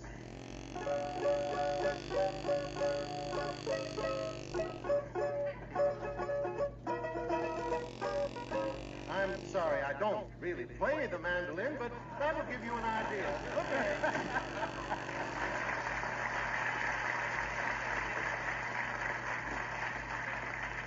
I think he had something there at that. I mean, about the way to hold it. Let me see now. Left hand here. That's it, McGee. That's how he did it. Like this? Now, let me see. Oh, the moon shines tonight. Oh, that's much better. Yeah, I was holding it more like a... Wonder who that is. Musicians Union. With an offer? Or a threat. Come in. Hi, Bud. What can we do? McGee, it's Harry Von Zell. Oh. Well, gee, it's nice to see you again, Molly. How are you, Fibber? Squatting on top of the universe, Bonzelli, old felly. How goes it with you? Oh, great. Fine. Just happen to be in the neighborhood, Mr. Von Zell? Well, yes, Molly. That is, if any radio announcer ever just happens to be anywhere, you know. See, I happened to meet Harlow Wilcox, and he had to go out of town. I said if there's any little thing I could keep being, I like telling people how you make them. Well, he usually has a brief message about what to do in case you have any floors and furniture, you know. And, well, I said, gee whiz, anything I can do is, you can. I'd be more than willing. He said he passed around, well, you know Harlow. Oh, yeah. Yeah, we know Junior, all right. And thanks for the suggestion, but I guess... Hey, what is that thing you have there? Is that a zither? It's a mandolin, Mr. Von Zell. My old mandolin, Harry. Just found it after all these years. Play something for Mr. Von Zell, McGee. Yeah, I wish you would. Oh, well, what'll I play? Well, now, let me see. There used to be an old song I simply loved. It was called Beautiful Red Face. Oh, Pretty Red Wing? Pretty Red Wing, that's it. Imagine you knowing that. Can you sing it, dear? Well, it just happens that I can. You want to hear Pretty Red Wing, Harry? Can you play something from Oklahoma? No, he can't, Mr. Von Zell. At the time he learned the mandolin, Oklahoma had not been admitted to the Union. I'll try Pretty Red Wing for you, Harry. Give me a downbeat. Yeah, a 1 and a 2 and a 3. And the moon shines tonight on pretty red the breeze is sighing. The night ship, the night. Night birds. Oh, yes, the night ship. I got to brush up a little on that area, but you get the idea. Oh, it was beautiful, Fibber. Simply beautiful. Say, may I see in a minute, Fibber? I'll be very careful. Oh, sure, here. Say, isn't this a nice thing, though? Where does the music come out? Out of the top here. That's why mandolin music sounds so thin. You see, it has to sneak out of that little hole in the middle. Oh. Right here, huh? And you sort of pluck the strings like this? That's it, Harry, that's it. Only have more confidence. Don't be afraid of it. All right. You mean play it like this? Yeah. Oh, what a beautiful kitchen. Oh, what a bright, shining floor. Johnson Glow Coat is what does it. Brings back that new look once more. Oh, wonderful. Oh, I tell you, Mammy, that Johnson self-polishing glow coat. Mammy, that's the stuff to use. Dry those tears, Mammy, because Johnson's glow coat lifts that glow. Rise as it shines, shines as it dries, and makes you healthy, happy, and wise, Mammy. Oh! Get a container of that old Johnson's glow coat today, Mammy gal. Do it for your little sonny boy at your nearest dealer. And watch that old kitchen linoleum shine like a rainbow in the sky. Oh, what a beautiful kitchen. Oh, what a beautiful...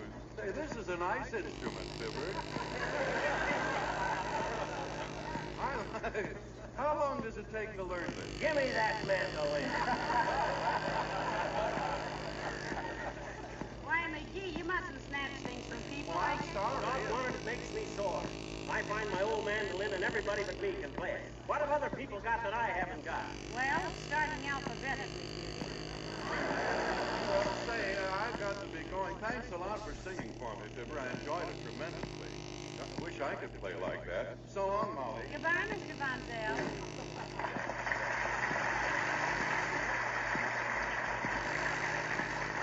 He wish he could play like that. He plays it like Eddie Peabody right now.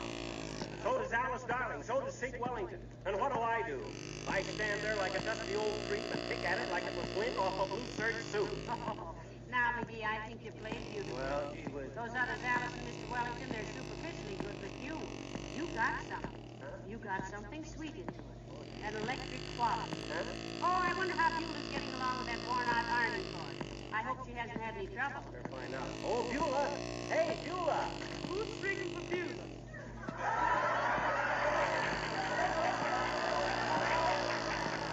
Well, we were just wondering how you were getting along with the old ironing board, Beulah. Oh, I'll make it out okay, man. I'll make it out okay, though. It's getting awful afraid. Afraid of what, Beulah? Afraid of what? I said, no,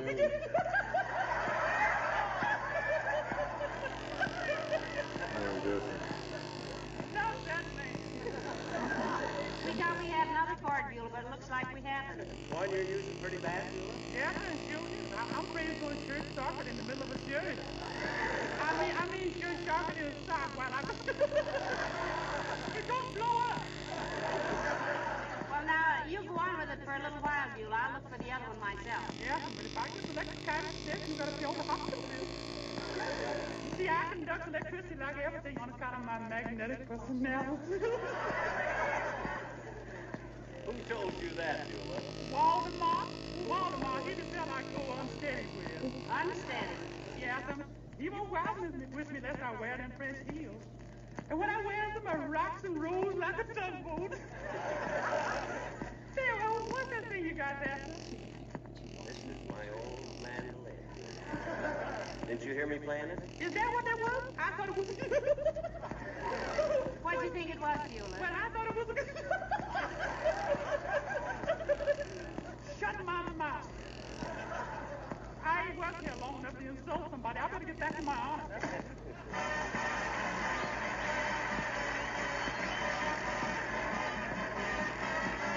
The King's Men singing Put On Your Old Gray Bonnet. When my great-great-grandpa went a spooning, he bought a diamond for $1, wore a celluloid collar, and he spent the evening crowing. Put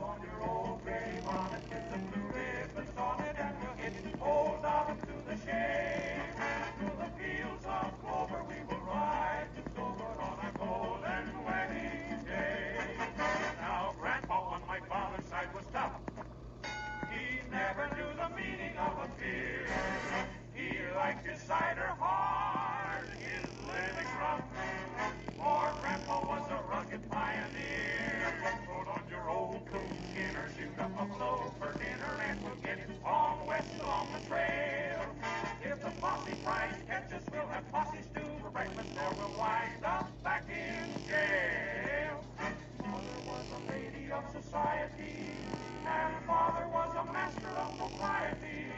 He sought to romance her, she gave him the answer with a kiss, like this. Put on your new silk collar, get the town car, Papa bring the news, so Papa for today. And tomorrow with the rope spread some fascinating photos, we will set the wedding day. So now he comes to me, the latest branch on the family tree. You know it's great, gay to be alive. Dig this jive. Put on your Bobby socks. Let's go jumping where the music rocks. Knocks your heart a bumping and you take your vitamin pill to keep you from swooning away. So let's shake soda, 'cause we're gonna hate it when we're older on our golden wedding day. Golden wedding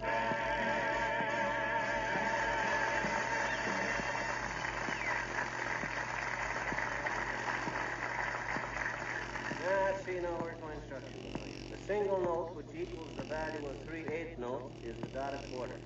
Hey, Molly, you got a quarter? No, I haven't. Why? Syncopation is an artificial accent or an interruption of the natural pulsation of music. A little syncopation. Oh, the moon shines tonight on pretty hot dog. Hey, Molly, did you hear me syncopate? Is that what that was? Yeah, syncopation. Boy, I'll bet with a little practice I can play this thing as fast as anybody put together. With my natural ear for music and the... Come in. Heavenly days, Dr. Gamble. Hello, Molly. Hello, Neanderthal. Hi, Aerosmith. Kick your case of corn cures into a corner and compose your corpulent corpus on the convenient cat chair, kid. Thanks, McGee. Your hospitality is equaled only by your personal beauty. And the prosecution rests. Had a lot of operations, Doctor? You look kind of tired. My dear, I've had more people in stitches today than Bob Hope. But tell me, what's our one-string fiddler doing with the pot-bellied Stradivarius? This, my ignorant bone bender, is a mandolin. My old mandolin. Just found it again after all these years. I just love mandolin music, don't you, Doctor? Well, I used to, but my love soon ripened into disgust. If you really get good with that syncopated cigar box, McGee, and want to run away and join the gypsies, I'll be glad to pierce your ears for earrings. That's a wondrous one. Doc, what you don't know about music, you could stand across the room and toss through the eye of a needle. Listen to this. Is that a beautiful tone, or isn't it? Frankly, Sonny, it's brutal. Well, he's a little out of practice, Doctor. Heavenly days, he hasn't touched the mandolin for 15 or 20 years. Let's count it among our blessings. Oh, don't be so cynical, you narrow-minded old muscle meddler. Let me play something for you. What do you want him to play for you, Doctor? 9 holes of golf, and don't hurry back. He's just a hard shell. Only just a hard shell. So I can break him into little quivering pieces with some simple old folk song.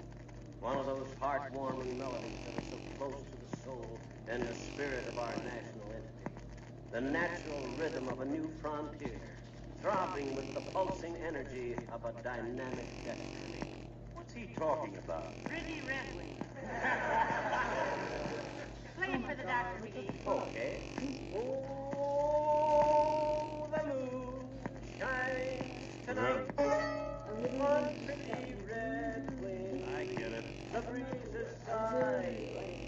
The night light, the night club, the night... Night birds cry. Never mind the night birds. I'm crying myself. McGee, I don't like to be hypercritical, but I've heard prettier music than that from a beer truck running over a manhole cover. Oh, yeah? And when did you become a music critic? You big fat epidemic chaser? Why, you uncultured little faker. I've got more music in the first phalanx of my left pinky than you have in your entire family tree. Don't call me a phalanx, you soggy, sap-headed serum salesman. Anytime I want any advice from you, I'll ask for it. If there wasn't a lady present, I'd give you some right now, you posturing little fool. Don't threaten me with that mantle. I'll bust it over your thick skull so hard. McGee, like children. Sorry. Certainly is a beautiful instrument you got there, McGee. Needs tightening up, though. It does? How do you know? I can see from here. You could rope a heifer with a slack in that E string. Here, McGee. Let me tighten it for you. Okay. There. Now let's see how it sounds.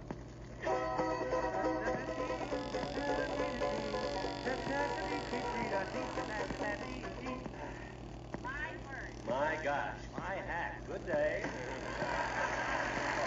Man, everybody in this town can say that something wrong with that. Oh, that burns me out. That really burns me Now, out. don't feel so badly, dearie. I bet every one of them studied a lot longer than you did. You just stay with it. You'll get it. Well, I'm glad there's one person around here who ain't trying to show me up.